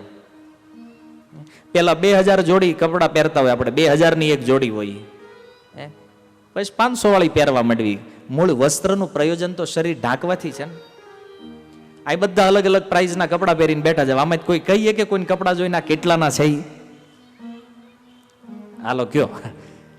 હવે તમે હેઠે બેઠા એટલે તમારા મનમાં થઈ જશે કે આ ભાઈ કથા કેટલા, આના ધોતી કુર્તા બહુ મોંઘા હશે, મેં પહેર્યા. તમને આની પ્રાઇસ ખબર છે? મેં પહેર્યા છે 350 ધોતી છે ને 350 કુર્તો છે. તમારે લેવું હોય તો વૃંદાવનમાં મળે છે, લોહી બજારમાં. કોઈ બહાર જોવાથી થોડી ને કહી શકશે આ કેટલાનું છે. વસ્ત્રનું પ્રયોજન શરીર ઢાંકવાથી છે. અને જો કોઈ માણસ વિચારતો હોય કે નહીં મારે તો 5000 નીચેનું આપણું તો હોવું જ ન જોઈએ, આને કહેવાય છે કામ. અને આ કામ જે છે ને એ માણસને જન્મ મરણમાંથી નીકળવા નથી દેતો બહાર. એટલા માટે કામના ઈ રાખો, ભગવાનનું દર્શન કરવું છે, એ નહીં કે ભોગ કરવો છે. 5 વર્ષનો બાળક ભગવત દર્શનની જો વ્યાકુળતા હોય ને તો ભગવાન સામે આવીને ઉભા રહી જાય. ધ્રુવ મહારાજ આ ભાગવત કહે છે, 4થા સ્કંદમાં કથાઓ છે. 7મ સ્કંદમાં પ્રહલાદ મહારાજ, ભગવત દર્શનની વ્યાકુળતા. 5 વર્ષની ઉંમર છે આ બાળકોની, ભગવાન એની સામે ઉભા છે. એ લાલસા હોવી જોઈએ. જેમ એક નાનો એવું વાછરડું પોતાની ગૌ માતાને જોઈ અને એની પાસે જવાની જે લાલસા હોય ને, કારણ કે તમે પહેલાના સમયમાં જોયું, ગૌ માતા સવારમાં ચરવા માટે જાય અને પછી રાત્રિના સમય જ્યારે પાછી ફરે અને એ વાછરડાને પોતાની માતાને મળવાની જે વ્યાકુળતા હોય, આવી વ્યાકુળતા એ જો કોઈ ભગવાનનું સ્મરણ કરે, ભગવાનને યાદ કરે, તો નિશ્ચિત રૂપમાં ભગવાન એને ઝાંખી કરાવી દે છે. બહુ અઘરું નથી ભગવત પ્રાપ્તિ, પણ આપણને વિધિ ખબર નથી. આપણને એટલી ખબર છે દૂધમાંથી ઘી નીકળે, પણ કેમ નીકળે એ ખબર નથી. હવે કદાચ વર્ષો સુધી દૂધમાં વલણું ફેરવતો રહે, કોઈ દી ઘી નીકળશે? વિધિ જાણવી જરૂરી છે. ભાગવત શું કહે છે, શાસ્ત્ર શું કહે છે? વિધિથી જો ભક્તિમાં ચાલવામાં આવશે ને, તો આ જીવનમાં ભગવાન આવી જ જશે. પણ અવિધિના રસ્તા ઉપર, કામનાઓના રસ્તે ક્યારેય ભગવાનનું દર્શન થતું નથી. એટલા માટે ભગવત દર્શનની એક કિંમત આચાર્યો કહે છે, તસ્ય લોલ્યમ એવ મૂલ્યમ. જે ભગવાનની પ્રાપ્તિની જે લાલસા છે ને, એ જ ભગવાનના દર્શનનું મૂલ્ય છે. કે તસ્ય લોલ્યમ, લોલ્યમ માને લાલચ, ભગવત દર્શનની લાલસા, એવ મૂલ્યમ, એ કિંમત છે ભગવાનની. એટલા માટે ગુરુની સેવા, ભગવાનના નામનું કીર્તન, ભગવાનની કથાનું શ્રવણ અને સાધુ સંગ, આ ચાર વસ્તુ કોઈ વ્યક્તિ જીવનમાં કરે, અથવા ચારમાંથી એકય તે, તો આ વસ્તુ એ જીવને ભગવાન સુધી લઈ જાય છે. અને માની લ્યો ભગવત પ્રાપ્તિ ન પણ થઈ, કદાચ કોઈના મનમાં એ પ્રશ્ન થાય, પ્રભુજી તમે કહો છો કે ભગવાનનું નામ જપવું જોઈએ, અને નામ જપતા જપતા આપણું મૃત્યુ આવી જાય અને મૃત્યુ સુધીમાં ભગવાનનું દર્શન ન થયું, તોય કોઈ ચિંતા નથી. જેને જીવતા જીવ ભગવાન ન મળ્યા, એને મર્યા પછી મળી જાય, પણ મળશે એ 100% છે. કારણ શું છે જાણો છો? કે આ જેટલા લોકો ભટકી રહ્યા છે ને, વારંવાર આવાગમનમાં ફસાયેલા છે, એ ભટકવાનું એકમાત્ર કારણ આ કામ છે. જ્યાં સુધી કામ વિદ્યમાન છે, ત્યાં સુધી જન્મ મૃત્યુ વિદ્યમાન રહે છે. અને ભગવત દર્શનની કામના એ આ સંસારની કામનાઓનો નાશ કરી દે છે. તમારું એક જ ટાર્ગેટ બની જાય, એક જ લક્ષ્ય થઈ જાય, ભગવાન. એટલે આ જગતની જેટલી પણ વિષય વાસનાઓ છે એ બધી નષ્ટ થઈ જાય છે. અને ત્યારે વ્યક્તિને પંચમ પુરુષાર્થની પ્રાપ્તિ થાય છે, જેને કહેવામાં આવ્યું છે પ્રેમ, જે માત્ર વૈષ્ણવો જાણે છે.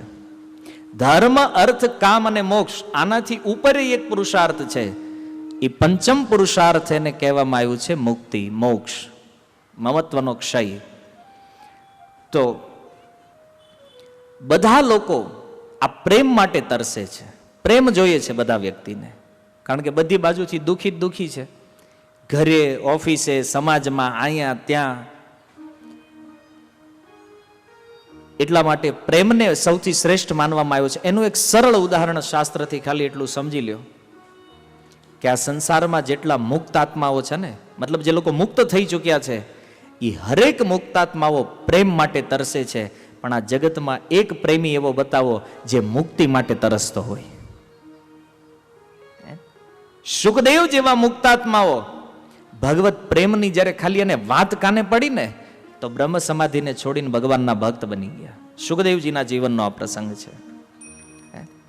મુક્તાત્માઓ પ્રેમ માટે તરસશે, પણ જેને ભગવાનમાં પ્રેમ થઈ ગયો ને, આને ક્યારેય મુક્તિ માટે તરસતા નહીં જોવો તમે. અરે મહેતા નરસિંહે કહી દીધું, વૈષ્ણવ જન તો મુક્તિ ન માંગે, માંગે જન્મ જન્મ અવતાર. નથી જોતી મુક્તિ ભાઈ, ભલે ફરી ફરી ના આવવું પડે. કેમ?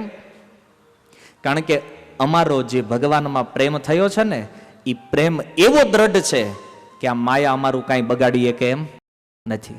ભલે જ્યાં જન્મ થવો હોય ત્યાં થઈ જાય. નથી જોતી મુક્તિ. આ ઈ વ્યક્તિ કહી શકે જે વ્યક્તિ ભગવાનનો ભક્ત છે. કારણ કે જેને ભગવાનમાં પ્રેમ નથી થયો, આવો વ્યક્તિ ક્યારેય આ લેવલની વાત નહીં કરી શકે.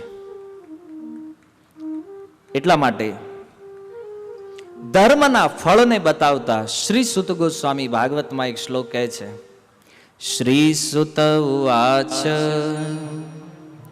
સવે પુંસા પરો ધર્મો યતો ભક્તિ અધોક્ષજે અહેતુક્ય અપ્રતિહતા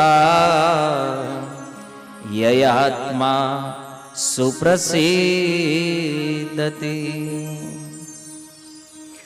ઠીક ઠીક કોઈ વ્યક્તિએ ધર્મનું પાલન જીવનમાં કર્યું છે કે નહીં, એનું રિઝલ્ટ આ શ્લોક આપે છે. સવૈ પુંસા પરો ધર્મો યતો ભક્તિરદોક્ષજે.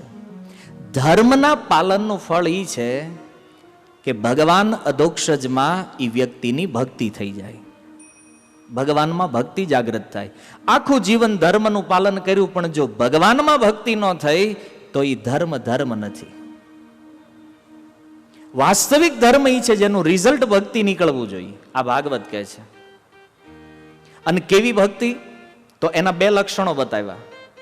ભક્તિ તો આજ બહુ લોકો કરે છે, પણ એવી ભાંગેલી તૂટેલી મિક્સિંગ વાળી નહીં. એના બે લક્ષણો આપ્યા.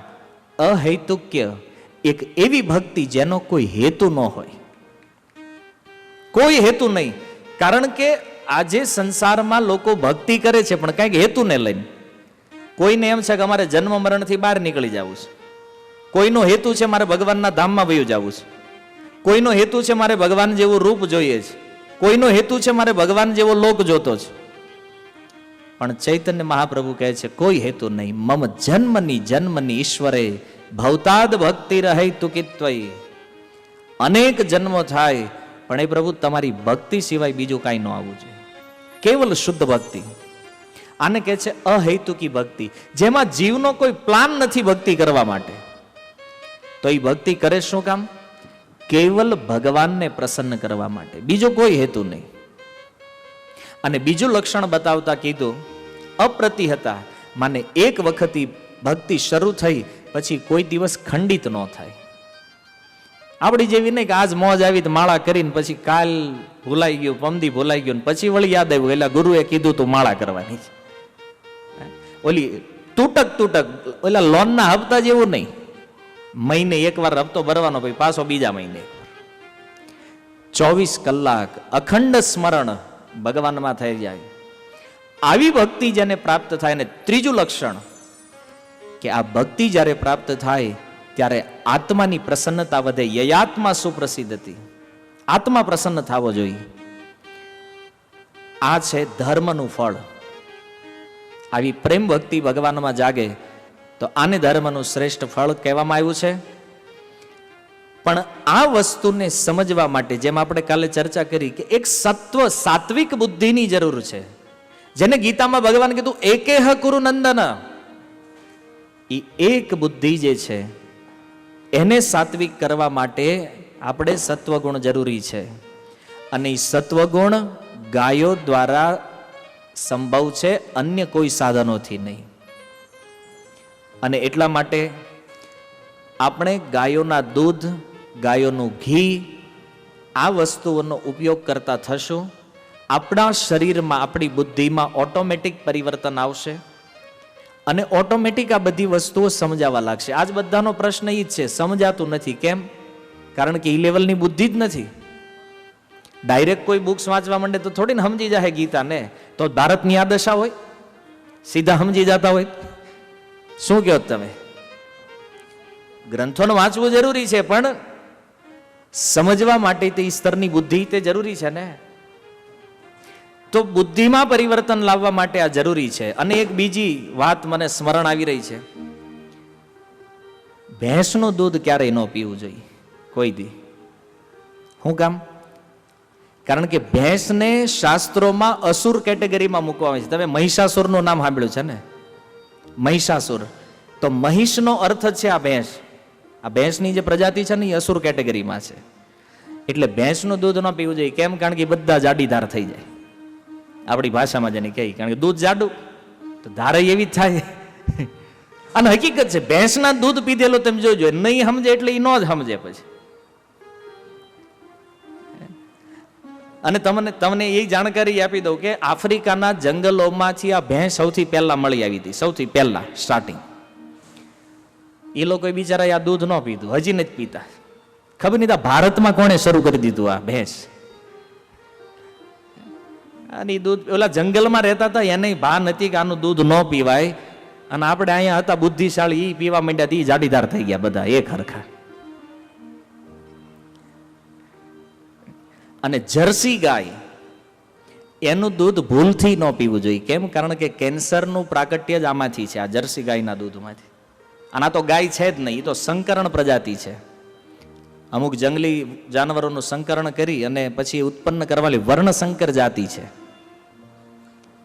જર્સી ગાયનો મેન ઉદ્દેશ, આજે મને એક વ્યક્તિ કહેતા હતા કે જર્સી ગાય મુખ્ય સ્વરૂપમાં એનું ઉત્પન્ન એટલે કરવામાં આવી હતી કે જેનાથી માંસ વધારે, કારણ કે એનું વજન બહુ હોય, 400 કિલો વજન હોય એનું એક ગાયનું, તેમાંથી માંસ જાજુ મળી રહે, આ માટે જર્સી ગાય બનાવવામાં આવી હતી. દૂધમાંનો ઉપયોગ નથી. એટલે દૂધ ન મળતું હોય પ્યોર ગાયનું તો એમ નામ રહેવું એ વધારે બેટર છે, બુદ્ધિને બગાડવા કરતા. પણ જર્સી ગાયના દૂધ કરતા ભેંસનું બેટર, પીવાનું બેમાંથી એકય નથી. પણ તુલના કરીએ તો જર્સી કરતા એ ભેંસ ઉત્તમ છે પાછી, પણ બેમાંથી એકયનું દૂધ પીવા યોગ્ય નથી, અને આને ક્યારેય પીવું ના જોઈએ. તો શાસ્ત્રના વિચારથી આપણને ગૌ માતાની સેવાનો જે માર્ગ પ્રશસ્ત થાય છે એને વિજ્ઞાન કહેવામાં આવે છે. આ સાયન્સ છે. આપણા નેત્રોમાં ભગવાન આવે, આપણને ભગવાનના દર્શન થાય, કામનાઓની ગાંઠ સમાપ્ત થાય અને સંપૂર્ણ કર્મ રાશિ સમાપ્ત થાય. આ શાસ્ત્ર વિજ્ઞાન છે ભગવાન માટેનું. તો એવી જ રીતે આ ગૌ માતાનું વિજ્ઞાન છે. હકીકત એક વાત તમે એટલી સમજી લ્યો કે શ્રીમદ ભાગવતમની અંદર પ્રથમ સ્કંદનો આ જે બીજો અધ્યાય છે ને, એ આખા ભાગવતનો સાર છે. જેમ ગીતામાં તે બીજા અધ્યાયને ગીતા સાર કહેવામાં આવ્યો છે, એમ ભાગવતની અંદર તે આ પ્રથમ સ્કંદનો બીજો અધ્યાય સાધનાથી લઈ અને ભગવાન કેવી રીતે પ્રાપ્ત થાય ત્યાં સુધીનું સચોટ વર્ણન આ એક અધ્યાયમાં આવી ગયું છે. સૌથી પ્રિય ભાગવતનો કોઈ અધ્યાય હોય તો આ છે. અને આને કોઈ વ્યક્તિ જો ઠીક ઠીક સમજી લે તો ભક્તિમાં ક્યારેય પોતાનો માર્ગ નહીં ચૂકે. તો મૂળ વાત એ છે કે ભગવાન સુધીનો માર્ગ આમાં પ્રશસ્ત છે. હવે એક પ્રશ્ન એ ઉઠ્યો છે કે ભગવાન અવતાર શા માટે લે છે? શા માટે ભગવાનનો અવતાર થાય છે? તો અવતાર લેવાનું એકમાત્ર કારણ, ભગવાન જાણે છે કે આ જીવ મારા છે. ગીતામાં એને કીધું ને, મમે વંશ જીવ લોકે જીવભૂત સનાતન. આ મારા અંશો છે, પણ જીવ માનતો જ નથી કે ભગવાન મારા છે. એટલા માટે ભગવાન અલગ અલગ અવતારો લઈ વિવિધ રૂપે અહીંયા પ્રગટ થાય છે. દુઃખી જીવાત્માઓને સુખી કરવા માટે ભગવાન અવતાર લે છે. અલગ અલગ જાતિઓમાં અવતાર લે છે. કેમ? બધાને એવું લાગે કે અમારામાંય ભગવાન આવ્યા છે. એક વાત સમજો, ભગવાન એક છે. પહેલી વાત, ઉપનિષદોમાં કીધું એકો અદ્વિતીય, ભગવાન બે નથી. શું કામ? કારણ કે બે હોય તો આકાશમાં સૂર્ય બે હોવા જોઈએ. ઘણા એમ કહેતા હોય કે હિન્દુઓના ભગવાન અલગ છે ને મુસલમાનના અલગ છે, તો હિન્દુનો સૂર્ય અલગ હોવો જોઈએ, મુસલમાનનો અલગ હોવો જોઈએ. શું કામ એકમાં જ તડકો લે બે ભાઈ? વરસાદ એ બેનો જુદો જુદો આવવો જોઈએ. આપણો પાણી કલરનો, એનો લીલા કલરનો, કે નહીં ભાઈ? પણ તમે જો ઉપરના લેવલે બધું એક જ છે. હવે હિન્દુઓમાં બાળક જે જન્મે એ માતાના ગર્ભમાં જન્મે, તે ઓલાને ક્યાં બાથરૂમમાં જન્મે છે? એ માતાના ગર્ભમાં જ આવે છે ને. સિસ્ટમ એક જ હરખી છે, પ્રકૃતિમાં કોઈ ભેદ નથી. એ ચાહે હિન્દુ હોય, મુસલમાન હોય, ક્રિશ્ચન હોય કે કોઈ પણ વ્યક્તિ હોય, પરમ તત્વ જે છે, the supreme personality of Godhead, એ વ્યક્તિ એક જ છે. પછી તમે એને કૃષ્ણ કહો, ઓલા એને અલ્લાહ કહેતા હોય, કોઈ એને ક્રાઇસ્ટ કહે છે, પરમ તત્વ એક છે. પણ ઘણીવાર પોતાના ભક્તોની ઈચ્છાને પૂર્ણ કરવા માટે ભગવાન વિવિધ રૂપમાં અવતારો લેતા હોય છે. જેવી રીતે મત્સ્ય અવતાર થયો ભગવાનનો, માછલીના રૂપમાં એક અવતાર થયો ભગવાનનો. અને જ્યારે ભગવાન મત્સ્ય અવતાર લઈને આવ્યા ને, તો એ સમુદ્રમાં જેટલા પણ જીવજંતુઓ હતા, જેણે દર્શન કર્યું ભગવાનનું, એ બધા મુક્ત થઈ ગયા. મુક્ત થઈ અને વૈકુંઠ ગયા. અને એ જળચર જીવોમાંથી જેને એ ભગવાનના મત્સ્ય અવતારમાં પ્રેમ થઈ ગયો ને, એ પછીથી બ્રજમાં ગોપીઓના રૂપમાં પ્રગટ છે. આ મત્સ્ય પુરાણમાં લખ્યું છે. ગોપીઓ બની છે એ માછલીઓ, જેને ભગવાન મત્સ્યમાં પ્રેમ થયો તો એ સમુદ્રની અંદર. ભગવાન નરસિંહ અવતાર લઈને આવ્યા. નરસિંહ અવતારના રૂપમાં જ્યારે પ્રગટ થયા જેટલા પણ હિંસક પશુ પક્ષીઓ હતા, જેણે જેણે ભગવાન નરસિંહનું દર્શન કર્યું, બધા વૈકુંઠ વયા ગયા. નરસિંહ પુરાણમાં આ વાત લખી છે. તો સંપૂર્ણ જેટલા પણ દુઃખી જીવાત્માઓ છે, જેની અંદર કાંઈક સુકૃતિઓ બનેલી છે, એવા જીવોને ભગવાન ચાન્સ આપે છે પોતાના અવતાર દ્વારા. અને જળચરમાં અવતાર થયો એટલે એવું નથી ભગવાન ખાલી મનુષ્યમાં જ આવ્યા છે. આ અવતાર તો એના વિષયમાં સૂતજીએ કીધું કે જે વ્યક્તિઓ અવતારોનું સ્મરણ કરશે એ બધા દુઃખોથી મુક્ત થઈ જશે. ભાગવતના પહેલા સ્કંદના 3 અધ્યાયમાં 24 અવતારોનું વર્ણન છે. અને 24 અવતારોનું વર્ણન કરતા સૂત ગોસ્વામી કહે છે, શ્રી સુત ઉવાચ જન્મ ગુહ્યમ ભગવતો ય એત પ્રયતો નર સાયં પ્રાતઃ ગૃણન ભક્ત્યા દુઃખ ગ્રામાદ વિમોચ્યતે. કે જે આ સંસારની અંદર જે કોઈ દુઃખી લોકો છે, એ દુઃખી વ્યક્તિઓએ સાયં પ્રાતઃ ગૃણન ભક્ત્યા, ભક્તિ ભાવપૂર્વક આ 24 અવતારોનું સ્મરણ કરવું જોઈએ. આ 24 અવતારોનું સ્મરણ કરવા માત્રથી વ્યક્તિ એ દુઃખમાંથી મુક્ત થઈ જાય છે. અને એ 24 અવતારોનું વર્ણન કર્યા પછી સૂતજીએ કીધું કે હે શૌનકાદિ ઋષિઓ, મારાથી એક મિસ્ટેક, એક ભૂલ થઈ છે, પણ એ ભૂલને હું અત્યારે સ્વીકાર કરું છું તમારી સામે. શું ભૂલ થઈ છે? તો એણે કીધું કે આજે 24 અવતારોનું જે મેં વર્ણન કર્યું, એ 24 અવતારોમાં મેં કૃષ્ણને ગણાવ્યા છે. પણ તમે સમજો કે કૃષ્ણ જે છે એ અવતાર નથી, એ બધા અવતારોના અવતારી છે. બધાનું મૂળ છે એ કૃષ્ણ છે. ઘણીવાર એવું આ સમાજમાં સાંભળવામાં આવે છે કે કોઈ વ્યક્તિઓ ભગવાનના અન્ય અવતારોને, કે પોતે જેને ભગવાન માનતા હોય એને એવું ટાઇટલ આપી દે, સર્વ અવતારોના અવતારી. આ સર્વ અવતારોના અવતારી અને અનંત બ્રહ્માંડના અધિપતિ, આ બે શબ્દ માત્ર ને માત્ર ભગવાન કૃષ્ણ ઉપર જ લાગુ પડે છે. શું કામ? કારણ કે અહીંયા એ સ્પષ્ટ લખ્યું, સૂતજીએ કીધું એતે જ અંશ કલાપુંસઃ કૃષ્ણસ્તુ ભગવાન સ્વયં. હે શૌનકાદિ ઋષિઓ સાંભળો, આ જેટલા અવતારો છે ને એ બધાનું મૂળ કૃષ્ણ છે. કૃષ્ણસ્તુ ભગવાન સ્વયં. તો શૌનકજીએ પૂછ્યું તો ઓલા બીજા છે એ શું છે? તો એણે કીધું એતે જ અંશ, એ કોઈ ભગવાનના અંશ અવતારો છે અથવા કોઈ કલા અવતારો છે. અંશ અવતાર કોને કહેવાય? તો કહે છે જે અસુરોનો સંહાર કરે, અસુરોને મારે, ધર્મની સ્થાપના કરે, આ ભગવાનના અંશ અવતારોનું કાર્ય છે. જે ખાલી જ્ઞાન પ્રદાન કરે એ ભગવાનના કલા અવતારો છે. જેમ કે વેદવ્યાસજી, ભગવાન બુદ્ધ, આ કલા અવતારો છે. અને જે જ્ઞાનય આપે, સંહારય કરે, ધર્મની સ્થાપના કરે, અને આ બધા અવતારો જેમાં સન્નિહિત હોય એને ભગવાનનો પૂર્ણ અવતાર કહેવામાં આવે. અને પૂર્ણ પુરુષોત્તમ પરમેશ્વર, આ શબ્દ એક જ વ્યક્તિ માટે રિઝર્વ છે ભાગવત અનુસાર, અને એ વ્યક્તિ છે ભગવાન કૃષ્ણ. આ ભાગવત કહે છે. અને એવું નથી ભાગવત, આ વિશ્વના મહાન લોકોએ આનો સ્વીકાર કર્યો છે.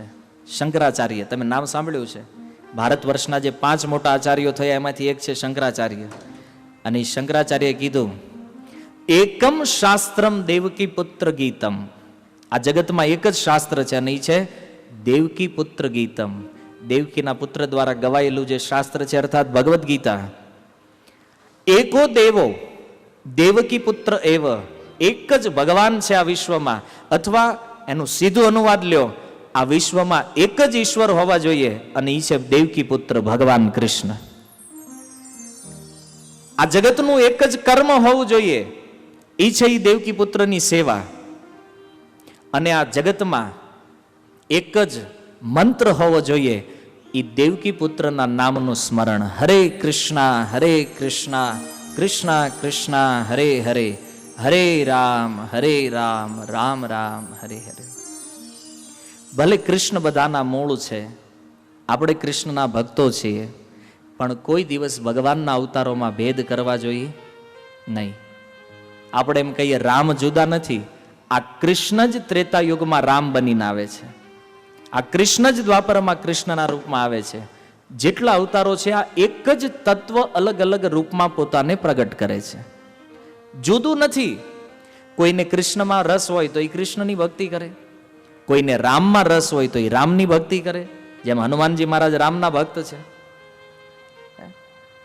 જરૂરી નથી 24 અવતારોમાંથી જે અવતાર પસંદ આવે એની ભક્તિ કરો, પણ એવાની ભક્તિ ક્યારેય નહીં કરો કે જેનું નામ શાસ્ત્રોમાં નથી, વેદોમાં નથી. ખાલી એક્ઝામ્પલ માટે, સમજવા માટે હું તમને એક ઉદાહરણ આપું કે આજે સુરતની અંદર લોકો સાંઈ બાબાને ભગવાન માને છે, એની શ્રદ્ધા છે, એને એવું લાગતું હશે કે આ ભગવાન છે એટલે એ માનતા હશે. પણ યદિ એની પાસે જો જેને તમે પ્રમાણ માગો કે આ સાંઈ ભગવાન છે આનું પ્રમાણ આપો, તો એ નહીં આપી શકે. હું તમને અહીંથી ગેરંટી આપું છું, એ નહીં આપી શકે, કારણ કે શાસ્ત્રમ છે જ નહીં. આવી રીતે જે ભગવાન છે નહીં, જેને બ્રહ્માજી કે કોઈ ઓથોરિટી દ્વારા સ્વીકાર નથી કરવામાં આવ્યું, શા માટે એને ભગવાન માનીએ છીએ આપણે?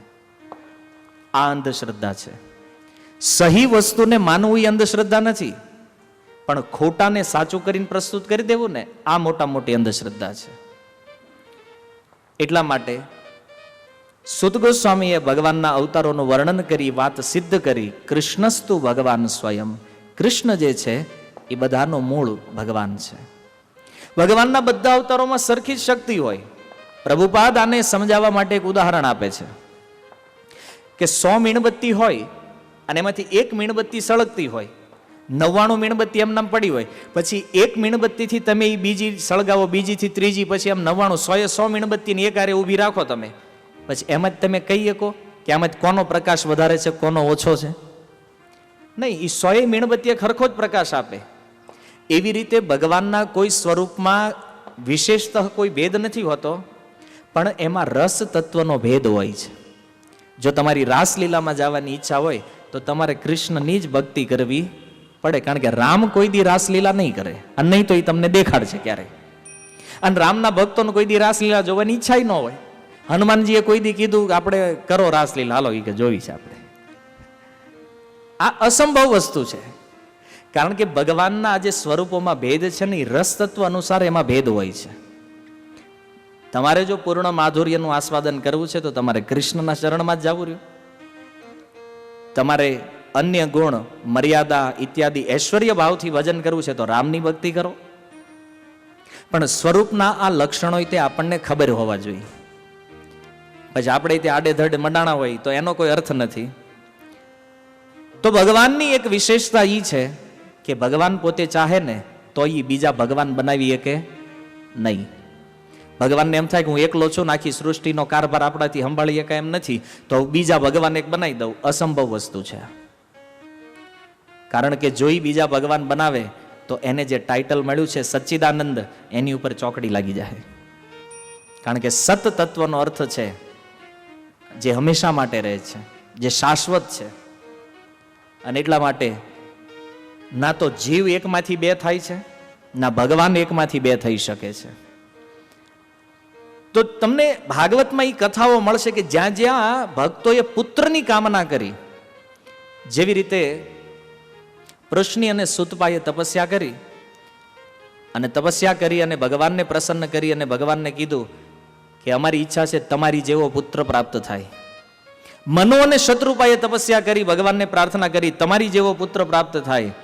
અને આ હરેક ભક્તોના વચનમાં ભગવાને વિચાર કર્યો કે મારી જેવો બીજો કોઈ છે નહીં, અને બીજો થાય એમ નથી, તો શું કરવું? તો ભગવાન કે હું પોતે જ પુત્ર બનીને પ્રગટ થઈ જાઉં. અને એટલા માટે ભગવાન જ પોતે પુત્ર બની અને ત્યાં પ્રગટ થઈ જાય છે. તો બધાએ એક બની જેટલા જેટલા ભગવાનના ભક્તો છે, વર્તમાન ભારતની સમસ્યા એવી છે કે બધા લોકોએ એક થવાની જરૂર છે. બધા લોકો જો એક બનશે, જેટલા ભલે ગમે એ ધર્મના હોય, સંપ્રદાયોના હોય, પણ એક બની એક સ્ટેજ ઉપરથી જો ગૌરક્ષાનો સંકલ્પ કરશે ને તો આ ભારતમાં એક પણ ગાય નહીં કપાય ક્યારેય. પણ આ સૌથી મુશ્કેલ કામ છે, અઘરું. કેમ? કારણ કે આ ધોતીવાળાને એક સ્ટેજ ઉપર લાવવાને બહુ અઘરું છે. કારણ કે બધા જ વિદ્વાન હોય, જ્ઞાની હોય, પંડિત હોય. એકબીજાને જો માઇક આપવામાં થોડુંક મોડું થાય ને તો ત્યાં ડખો ઊભો થઈ જાય. માનો કઈ 25 વક્તાઓ એક હારે બેહાર્યા હોય તમે, અને બધાને કીધું હોય 2 મિનિટ બોલવાનું છે. હવે વક્તાનો સ્વભાવ કયો હોય, હવે 2 મિનિટથી ગળું ગરમ કરે થોડું આમ હોય ને. કારણ કે 5-10 મિનિટ મંગલાચરણ હાકે અને પછી શરૂ થાય ને પછી રાગે પડે ત્યાં સુધીમાં ટાઈમ જોઈ લાંબો, અને એ આપણી પાસે હોય નહીં, બિચારા નારાજ થઈ જાય. પણ ગમે એ હોય, પોતાની અંગત ભાવનાઓ છોડી સ્ટેજ ઉપર આવે તો આ કામ બહુ સારી રીતે થઈ શકે એમ છે. ગૌ માતાની રક્ષા થઈ શકે એમ છે. એટલા માટે ભક્તોએ સંકલ્પ લેવો જોઈએ કે આપણાથી બનતો પ્રયાસ કરશું, આપણાથી બનતી મહેનત કરશું. અને ભગવાનના અવતાર રિલેટેડ એક બહુ સુંદર વસ્તુ, ગૌતંત્ર નામનો એક તંત્ર શાસ્ત્ર છે, જેમાં ભગવાન શિવ અને માતા પાર્વતીનો સંવાદ છે. એમાં લખ્યું છે કે ગાય જે છે ને, ગૌ માતા, એ ગુણાતીત છે. જેવી રીતે ભગવાનના વિશે કીધું ને, સચ્ચિદાનંદ રૂપાય, ભગવાન સચ્ચિદાનંદ સ્વરૂપ ગુણોથી પરે છે, ત્રિગુણાતીત છે ભગવાન. એવી રીતે ગાય માતા તે ત્રિગુણાતીત છે. આ વિષય બહુ સમજવા લાયક છે, બહુ રસપ્રદ છે. ત્રિગુણાતીત છે કેમ? તો એને સમજાવતા ઉદાહરણ આપ્યું કે જેવી રીતે ભગવાનના 3 ગુણા અવતારો થાય છે, બ્રહ્મા, વિષ્ણુ અને શિવના રૂપમાં. બ્રહ્મા રજોગુણને ધારણ કરે છે, વિષ્ણુ સત્વગુણને ધારણ કરી પાલન કરે છે, અને શિવ તમોગુણને ધારણ કરી સંહાર કરે છે. તો એવી રીતે ગાય જે છે ને, એ તે ગુણોને ધારણ કરે છે. કારણ કે એક પ્રશ્ન થાય ને, જોઈ ત્રિગુણાતીત હોય તો પછી આ જગતમાં આવી શા માટે? આવી છે આપણી જેવા સામાન્ય મનુષ્યોનું પાલન કરવા માટે. ત્રિગુણાતીત હોવા છતાં એ ગુણને ધારણ કરે છે. તો પાર્વતીજીએ પૂછ્યું કે જો ગૌ માતા ત્રિગુણાતીત છે, આટલી સક્ષમ છે પોતે, તો પછી પશુના આકારમાં કેમ છે? આકાર તો પશુ જેવો લાગે છે એનો. આમ ગાયને જોઈએ તો પશુ લાગે ને, આપણે એને પશુની કેટેગરીમાં માનીએ છીએ. પણ હકીકત તો એ છે કે ગાયને કોઈ દિવસ પશુ ન કહેવું જોઈએ, એને ગૌ માતા તરીકે સંબોધન કરવું જોઈએ. તો પ્રાણી છે છતાં આટલી વિશેષતા કેમ છે આનામાં? પાર્વતીજીનો આ પ્રશ્ન છે. દેખાય છે પશુ જેમ, છતાં તમે કહો છો ગુણોથી અતીત. તો ભગવાન શિવ કહે છે કે મત્સ્ય વગેરે અવતારો લઈ અને ભગવાન જેવી રીતે આ સંસારનું કલ્યાણ કરે. હવે તમે વિચાર કરો કે ભગવાન મત્સ્ય રૂપ લઈને અહીંયા પ્રગટ થાય તો શું ભગવાન ભગવાન ન રહી? માની લો ભગવાન નરસિંહદેવના રૂપમાં પ્રગટ થયા સિંહનું રૂપ લઈને, તો હું એ સિંહ થઈ ગયા? નહીં, એ માછલી બને, સુવર બને, સિંહ બને, મનુષ્ય બને, ભગવાન ભગવાન જ રહે છે. એમાં કોઈ ફરક નથી. એમ ગૌ માતા પશુનું રૂપ લઈને કદાચ આ પૃથ્વી ઉપર આવે તો ગૌ માતા છે, એની શક્તિઓમાં કોઈ ભેદ નથી રહેતો. આ શિવજી કહે છે. તો પછી પ્રશ્ન કર્યો પાર્વતી, તો ભાઈ પશુ કોણ છે? ગૌ માતા જો પશુ નથી તો પશુ કોણ છે? તો સુંદર ઉત્તર ભગવાન શિવ પોતાના મુખે બોલ્યા છે, ગાયને જે વ્યક્તિ પશુ માને ને, એ પશુ માનવાળો વ્યક્તિ જ પોતે પશુ છે, જે ગાયને પશુ કહે છે. અને ભાગવતની સુંદર લીલા, પહેલી વાર જ્યારે ભગવાન શ્રી કૃષ્ણને ગાય ચરાવવા જવાનું થયું ને, પહેલી વાર, ફર્સ્ટ ટાઈમ, જ્યારે એની ઉંમર થઈ, અને એ દિવસ એટલો અદ્ભુત હતો, ગોપાષ્ટમી. અને જે ગોવાળો હોય ને, ગોપાલકો, એમાં એક વિધાન હતું કે પહેલેથી ગાય ચરાવવા ન આપે, પહેલા વાછરડાઓ ચરાવવા જવાનું હોય. પછી વાછરડાઓ ચરાવતા ચરાવતા થોડોક અનુભવ આવી જાય, એક્સપર્ટ થઈ જાય, પછી ગાયો આપે. તો ભગવાન પહેલી વાર વાછરડા લઈ અને નીકળી રહ્યા છે પોતાના ઘરેથી, બલરામજી સાથે છે. બલરામજી ગાયો ચરાવી રહ્યા છે. તો યશોદાજી 4 વસ્તુ લઈને આવ્યા કૃષ્ણ પાસે. એક લાઠી, એક લાકડી, એક કામળી, કાળા રંગની એક કામળી આપી, એક છત્ર આપ્યું. છત્રી કેમ? જંગલમાં બહુ તડકો હોય અહીંયા ત્યાં કાંઈ, તો છાયા માટે એક છત્રી આપી, અને ચપ્પલ આપ્યા. આ 4 વસ્તુઓ જ્યારે લઈને આવ્યા, 4 વસ્તુ ભગવાન કૃષ્ણ સામે મૂકી, ભગવાને 2 વસ્તુ સાઈડ કરી દીધી, છત્રી અને ચપ્પલ. યશોદાજીએ સમજાવ્યું કે કેમ? છત્રી અને ચપ્પલ શા માટે સાઈડ કરી દીધું? ભગવાન કૃષ્ણ કહે છે કે ગૌ માતાની સેવા કરવા જઈ રહ્યો છો ને, અને સેવા કરવા જ્યારે જાય ને ત્યારે સેવકને કોઈ ફેસિલિટી ન હોવી જોઈએ. ગૌ માતા ઉપર કોઈ છત્રી નથી તો મારે છત્ર ધારણ કરવું નથી. અને બીજું, જે ગાયોને ચારવાની તમે વાત કરો છો, એકય ગૌ માતાના ચરણમાં ચપ્પલ નથી, એટલા માટે હું ચપ્પલ નહીં પહેરું. અને ભાગવતી કહે છે 11 વર્ષ ને 52 દિવસ ભગવાન શ્રી કૃષ્ણનું બ્રજ ગોકુળ વૃંદાવનમાં રહેવું, અને 11 વર્ષ ને 52 દિવસમાં એવી કોઈ લીલા, કોઈ શાસ્ત્રમાં, કોઈ જગ્યાએ, કોઈ ભક્ત દ્વારા વર્ણિત નથી કે જ્યાં ભગવાન શ્રી કૃષ્ણએ બ્રજમાં ચપ્પલ પહેર્યા હોય. 11 વર્ષ પોતાના ચરણોથી એ બ્રજને પવિત્ર કરતા રહ્યા છે ભગવાન. કેમ?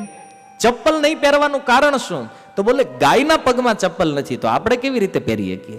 અને આ કોનો વિચાર છે? અનંત બ્રહ્માંડ અધિપતિ સ્વયં ભગવાન માતા યશોદાને કહે છે. કોઈ ઉત્તર નથી યશોદાજી પાસે પોતાના બાળકના તર્કને ખંડન કરવા માટેનો. અને યશોદાજીના મનમાં બહુ દુઃખ થાય છે કે જંગલમાં કાંકરાઓ હશે, કાંટાઓ હશે, કૃષ્ણના ચરણ તો કોમળ છે અને એને વાગશે. પણ ભગવાનને બહુ સમજાવવાનો પ્રયાસ કર્યો છે, કૃષ્ણ માનતા નથી. 3 થી 4 પેજમાં લીલાનું વર્ણન છે, કૃષ્ણ નથી માનતા. અને એમણે એ છત્ર અને ચપ્પલ સ્વીકાર કર્યા નહીં, કારણ કે શુભ સ્થાનોમાં ચપ્પલ વર્જિત છે. આજે તો આદત થઈ ગઈ છે, લોકો રસોડામાં ચપ્પલ પહેરીને આટા મારતા હોય છે. સૌથી અપવિત્ર વસ્તુ છે, કારણ કે હવે યુગ જ કળયુગ છે તો શું કરીએ. માણસને એ ભૂલાઈ ગયું છે કે જીવવું કેમ જોઈએ. બોલો, ભક્તિ તો આના માટે બહુ દૂરની વાત છે. હું અગાઉ ઘણી વાર કહેતો, વરાછામાં જયારે કથા કહેતો હોય ને ત્યારે, કે જે વ્યક્તિને રોડે હાલવું કેમ એનું ભાન ન હોય, આને ભક્તિ કેમ સમજમાં આવે? જેને આ સરકારના કાયદા નથી સમજમાં આવતા, એને ભગવાનના કાયદા, આ પ્રકૃતિના કાયદા કઈ રીતે સમજમાં આવે? આપણી બુદ્ધિમત્તા, આપણું સ્તર એટલું નીચું વયું ગયું છે. મનુષ્યનું સ્વાભાવિક આચરણ આપણને ખબર નથી. શું કરવું જોઈએ, શું ન કરવું જોઈએ, સમજવાનું જરૂર છે. સૃષ્ટિના સર્જન પછી જ્યારે બ્રહ્માજી આ સૃષ્ટિ બનાવી દીધી, પછી 84 લાખ શરીરો બનાવ્યા, બધાને ભૂખ લાગી. બધાએ બ્રહ્માજીને કીધું ખાવાનું આપો નહીં તો તમને ખાઈ જાઓ. બ્રહ્માજી કે ઘડીક શાંતિ રાખો, હજી તો જન્મમાં એવા ખાવાનું માંગો, કારણ કે આ પહેલેથી જ હાલ્યું આવે છે આમાં. એટલે જ્યારથી આપણું મેન્યુફેક્ચરિંગ થયું ને, ખાવાનું લાવો એ કે પહેલા. બ્રહ્માજી કે ઉભા રહ્યો, આ ભગવાનને પૂછવું પડશે આ તમને દેવાનું શું? કારણ કે માણસને તો ઘાસ અપાય નહીં, ગાયને માંસ ન અપાય, વેરાયટી જુદી જુદી હતી. બ્રહ્માજી ગયા ભગવાન પાસે અને કીધું કે આ લોકો અર્જન્ટ ખાવાનું માગે, નકર મને ખાઈ જાય, બોલો શું કરું? ત્યારે ભગવાન પોતાની સુરભી આપતા કહે છે, આ ગાયને એ બ્રહ્માંડમાં પ્રગટ કરો અને આ ગાય 84 લાખ શરીરોનું પોષણ કરી નાખશે, એટલી સક્ષમતા છે આમાં. ગાયની ઉત્પત્તિ જ એટલે થઈ છે આ જગતના તમામ શરીરોના પોષણ માટે. આ શાસ્ત્રમાં વર્ણિત છે, ગાયની ઉત્પત્તિ પોષણ માટે છે. અને પછી તો બ્રહ્માજીએ અમૃત પીધું, અમૃત પીધું અને એ અમૃતમાંથી જે ઓડકાર આવ્યો બ્રહ્માજીને, અને ઓડકારમાંથી દિવ્ય સુગંધ નીકળી અમૃતની. અને એ અમૃત, એ જે દિવ્ય સુગંધ હતી, એ સુરભીના રૂપમાં પ્રગટ થઈ. અને એટલા માટે આજે તમે કોઈ પણ ગૌશાળાઓમાં જાઓ ત્યારે તમને ગાયના આશ્ચર્યકારક ગુણોનું જે વર્ણન કરે છે, કે ગાયના દૂધથી કેન્સર વયું ગયું, ગાયનું દૂધ લેવાથી શરીરના અન્ય રોગો વયા ગયા, ગાયના દૂધથી આટલા આટલા ફેરફારો, એ લોકો પાસે હજારો પ્રમાણ છે. ત્યારે મનમાં એક વિચાર થાય કે ગાયની અંદર આટલા આશ્ચર્યકારક ગુણો આવ્યા ક્યાંથી? કારણ કે બ્રહ્માજી દ્વારા જે અમૃત પીવામાં આવ્યું ને, એ અમૃતથી ગાયની ઉત્પત્તિ થઈ છે. આ દુનિયામાં એવો એક રોગ નથી જેને ગાયના પંચગવ્ય દ્વારા નષ્ટ ન કરી શકાય, કારણ કે આ અમૃત ડાયરેક્ટ ગાયમાં નિવાસ કરે છે. અને આપણને આ વસ્તુ ખબર નથી, એટલા માટે આપણે ગાયથી દૂર ભાગી રહ્યા છીએ. અમૃતની ઉત્પત્તિ છે આ ગાય, એટલા માટે કાંઈ પણ સમસ્યા મનુષ્ય જીવનની છે એને ગાય સુલટાવી શકે છે. દેવતાઓને જઈને બ્રહ્માજીએ કીધું આ ગાય લ્યો, તમારી સમસ્યાઓનું આ સમાધાન છે, ભગવાને આપ્યું છે. અને એક જ કુળના છે બે વ્યક્તિઓ, બ્રાહ્મણ અને ગાય. એટલા માટે પ્રસિદ્ધ શ્લોક છે, નમો બ્રાહ્મણ્ય દેવાય ગૌ બ્રાહ્મણ્ય હિતાય છે. ભગવાનને આ બે સૌથી પ્રિય છે, બ્રાહ્મણ અને ગાય. અને એક સિદ્ધાંત યાદ રાખો, બ્રાહ્મણનું જે અપમાન કરે ને એ કોઈ દિવસ ભગવાનનો ભક્ત ન હોઈ શકે. ગાયનું જે અપમાન કરે ભગવાનનો ક્યારેય ભક્ત ન હોઈ શકે. એટલા માટે રાવણનો વધ કર્યો. રાવણ તે બ્રાહ્મણ હતો. રાવણના વધ કર્યા પછી ભગવાન રામે પ્રાયશ્ચિત કર્યું છે.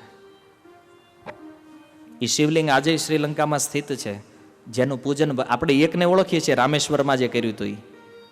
પણ આપણને એ નથી ખબર કે રાવણના વધ પછી ભગવાને એક શિવજીની પૂજા કરી છે. લંકામાં આજે સ્થિત છે. તો બ્રાહ્મણ અને ગાયનો ક્યારેય અપરાધ ન કરવો જોઈએ. ખાસ કરીને એનો આપણા ચરણથી તો ક્યારેય સ્પર્શ થવો જોઈએ જ નહીં. આપણા પગથી ક્યારેય આનો સ્પર્શ ન કરવો જોઈએ, ગૌ માતાનો અને બ્રાહ્મણોનો. કારણ કે સ્વરૂપ ગમે એ હોય, પણ બ્રાહ્મણ બ્રાહ્મણ છે. ગમે એટલો પતિ, ગમે એટલું નિમ્ન સ્તર આવી ગયું હોય એનું કળિયુગમાં, છતાં એને અપમાનિત તો ન કરવા જોઈએ, આ શાસ્ત્ર કહે છે. એક લીલા બહુ સંક્ષિપ્ત છે, સાંભળો. અરિષ્ટાસુરના રૂપમાં એક અસુર આવ્યો, જેણે બળદનું રૂપ લીધું. અને બળદનું રૂપ લઈને જેવું આવ્યો તો ગોપ સખાઈ કીધું, એ કનૈયા આજે છે ને એ અસુર છે. કૃષ્ણ કેમ અસુર છે? તો ભગવાને નીચવી નાખ્યું, કપડું કેમ નીચવતા હોય એમ બળદને, અને પછી ફેંકી દીધો. તો એના એ ગોપ બાળો કીધું, હવે તું અમને નહીં અડતો. કેમ? કારણ કે તું ગૌ હત્યારો છો. અરે કૃષ્ણ કે તમે જ કીધું આ અસુર છે એટલે માર્યો મેં એને, અને હવે તમે એમ કહો છો કે મને પાપ લાગ્યું છે. એ કે હા, તારે પ્રાયશ્ચિત તો કરવું જ પડશે તારે. બોલે આ કઈ ટાઈપના મિત્રો છે? હે, પેલા ઈના ઈ કે અસુર છે તો મારી નાખ્યો, હવે ઈના ઈ કે છે કે માર્યો, પણ ઈ કે વેશ તો બળદનો હતો ને, ગૌવંશ છે. અને એટલા માટે પ્રાયશ્ચિત, અને એ પ્રાયશ્ચિતના રૂપમાં આજે તે ગિરિરાજજીની તળેટીમાં એ કુંડ વિદ્યમાન છે, શ્યામકુંડ, જે આ અરિષ્ટાસુરના વધ પછી પ્રાયશ્ચિતના રૂપમાં વિશ્વના સર્વ તીર્થોને એકત્રિત કરી અને ભગવાને એમાં જળ પ્રવેશ કરાવી અને એમાં પોતે સ્નાન કર્યું. આ શ્યામકુંડ આજે બ્રજમાં પ્રસિદ્ધ છે. તો વિચાર કરો, ભલે અસુર હતો પણ ગૌવંશની હત્યા થઈ, ગાયનું રૂપ હતું કેવલ બળદનું, અને એટલા માટે ભગવાને પ્રાયશ્ચિત કર્યું. ભગવાન રામે બ્રાહ્મણના રૂપમાં રાવણનું પ્રાયશ્ચિત કર્યું. વિચારો. તો આ બે વ્યક્તિત્વ જે છે એ ભગવાનને પ્રિય છે. અને 7 પ્રકારની ગાયોનું વર્ણન છે. પછી જે સુરભી જે બ્રહ્માજીથી પ્રગટ થઈ, એણે એક સુંદર વરદાન આપ્યું છે કે કોઈ પણ વ્યક્તિ આજે તે ગૌશાળાની અંદર ઊભા રહી અને આ 7 મંત્રનું ઉચ્ચારણ કરે તો એના સંપૂર્ણ પાપ નષ્ટ થઈ જાય છે. હરેક ગૌશાળાઓમાં લખાવી દેવા જોઈએ આ મંત્રો. શું ગુજરાતીમાં, હિન્દીમાં, જે ભાષા ફાવતી હોય એમાં લખ્યું છે, બહુલાય નમઃ, સમંગાય નમઃ, અકુતો ભયાય નમઃ, ક્ષેમાય નમઃ, સખ્યાય નમઃ, ભૂયસ્યૈ નમઃ, સર્વસહાય નમઃ. 7 જે ગાયોનું આ વર્ણન આપ્યું છે ને, આ 7 ગાયો 7 લોકની ગાય છે. બ્રહ્મલોકમાં જે ગાય છે એને બહુલા કહેવામાં આવે છે. તપલોકની જે ગાય છે એનું નામ સમંગા છે. જનલોકની જે ગાય છે એનું નામ અકુતો ભય, જેનું દર્શન સ્મરણથી ભય નાશ થઈ જાય. મહરલોકમાં જે ગાય છે એનું નામ ક્ષેમા છે. સ્વર્ગલોકમાં જે ગાય છે એનું નામ સખ્યા છે. અને આનાથી ઉપર જે એક લોક છે જેનું નામ ભુવરલોક છે, એની ગાયનું નામ ભૂયસ્ય છે. અને આપણા આ ભૂલોકની જે ગાય છે એનું નામ સર્વસહાય છે. અને આ 7 ગાયોમાં ડિફરન્ટ શું છે જાણો છો? આ ભૂલોકની ગાયને છોડી અને ઉપરના કોઈ પણ લોકની ગાયને કોઈ થોડી એવી હળી કરે કે કોઈ ગલત દ્રષ્ટિથી જોઈ લે, એ ગાય એનો સર્વનાશ કરી નાખે. સક્ષમતા છે એ ગાયની અંદર, પોતાની અંદર. આપણે અહીંયા મોટા ગૌરક્ષક બનીને ફરતા હોય, અમે ગાયોને બચાવશું, આપણે શું ગાયને બચાવશું? એ પોતે સક્ષમ છે એની રક્ષા કરવા માટે. તો પછી એક પ્રશ્ન થાય કે તો આપણે શા માટે ગાયોને બચાવવા માટે આટલી મહેનત કરીએ છીએ? કારણ ભૂલોકની જે ગાય છે ને, સર્વ સહાય, એનો સ્વભાવ બતાવતા આચાર્યોએ લખ્યું છે કે ઉપરના લોકની ગાય જે છે ને એ તો બધાને નષ્ટ કરી નાખે, પણ આ ભૂલોકની ગાય એટલી દયાળુ છે કે અહીંયા કોઈ એને મારે કાપે છતાં એના પ્રત્યે ક્યારેય એને ક્રોધ નથી થતો.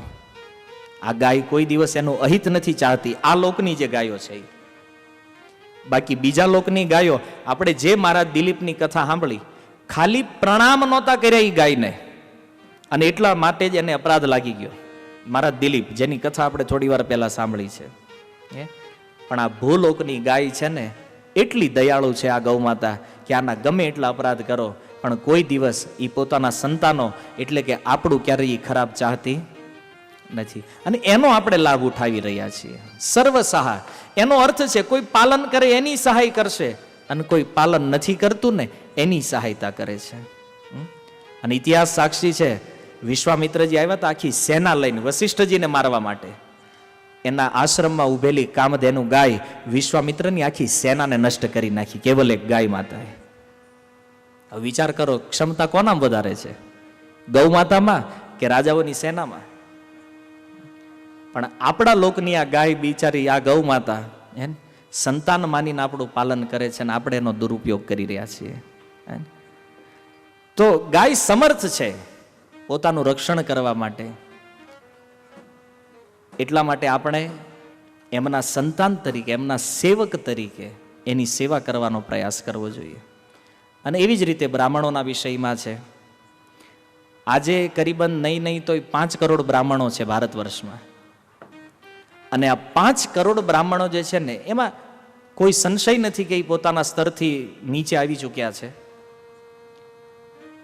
પણ આમાંથી 1 કરોડ જો અસલી બ્રાહ્મણ થઈ જાય ને, ખાલી 1 કરોડ, 5 કરોડ જે છે એમાંથી 1 કરોડ જો અસલી બ્રાહ્મણ થઈ જાય તો આ પૃથ્વી ઉપર આખો યુગ બદલી જાય.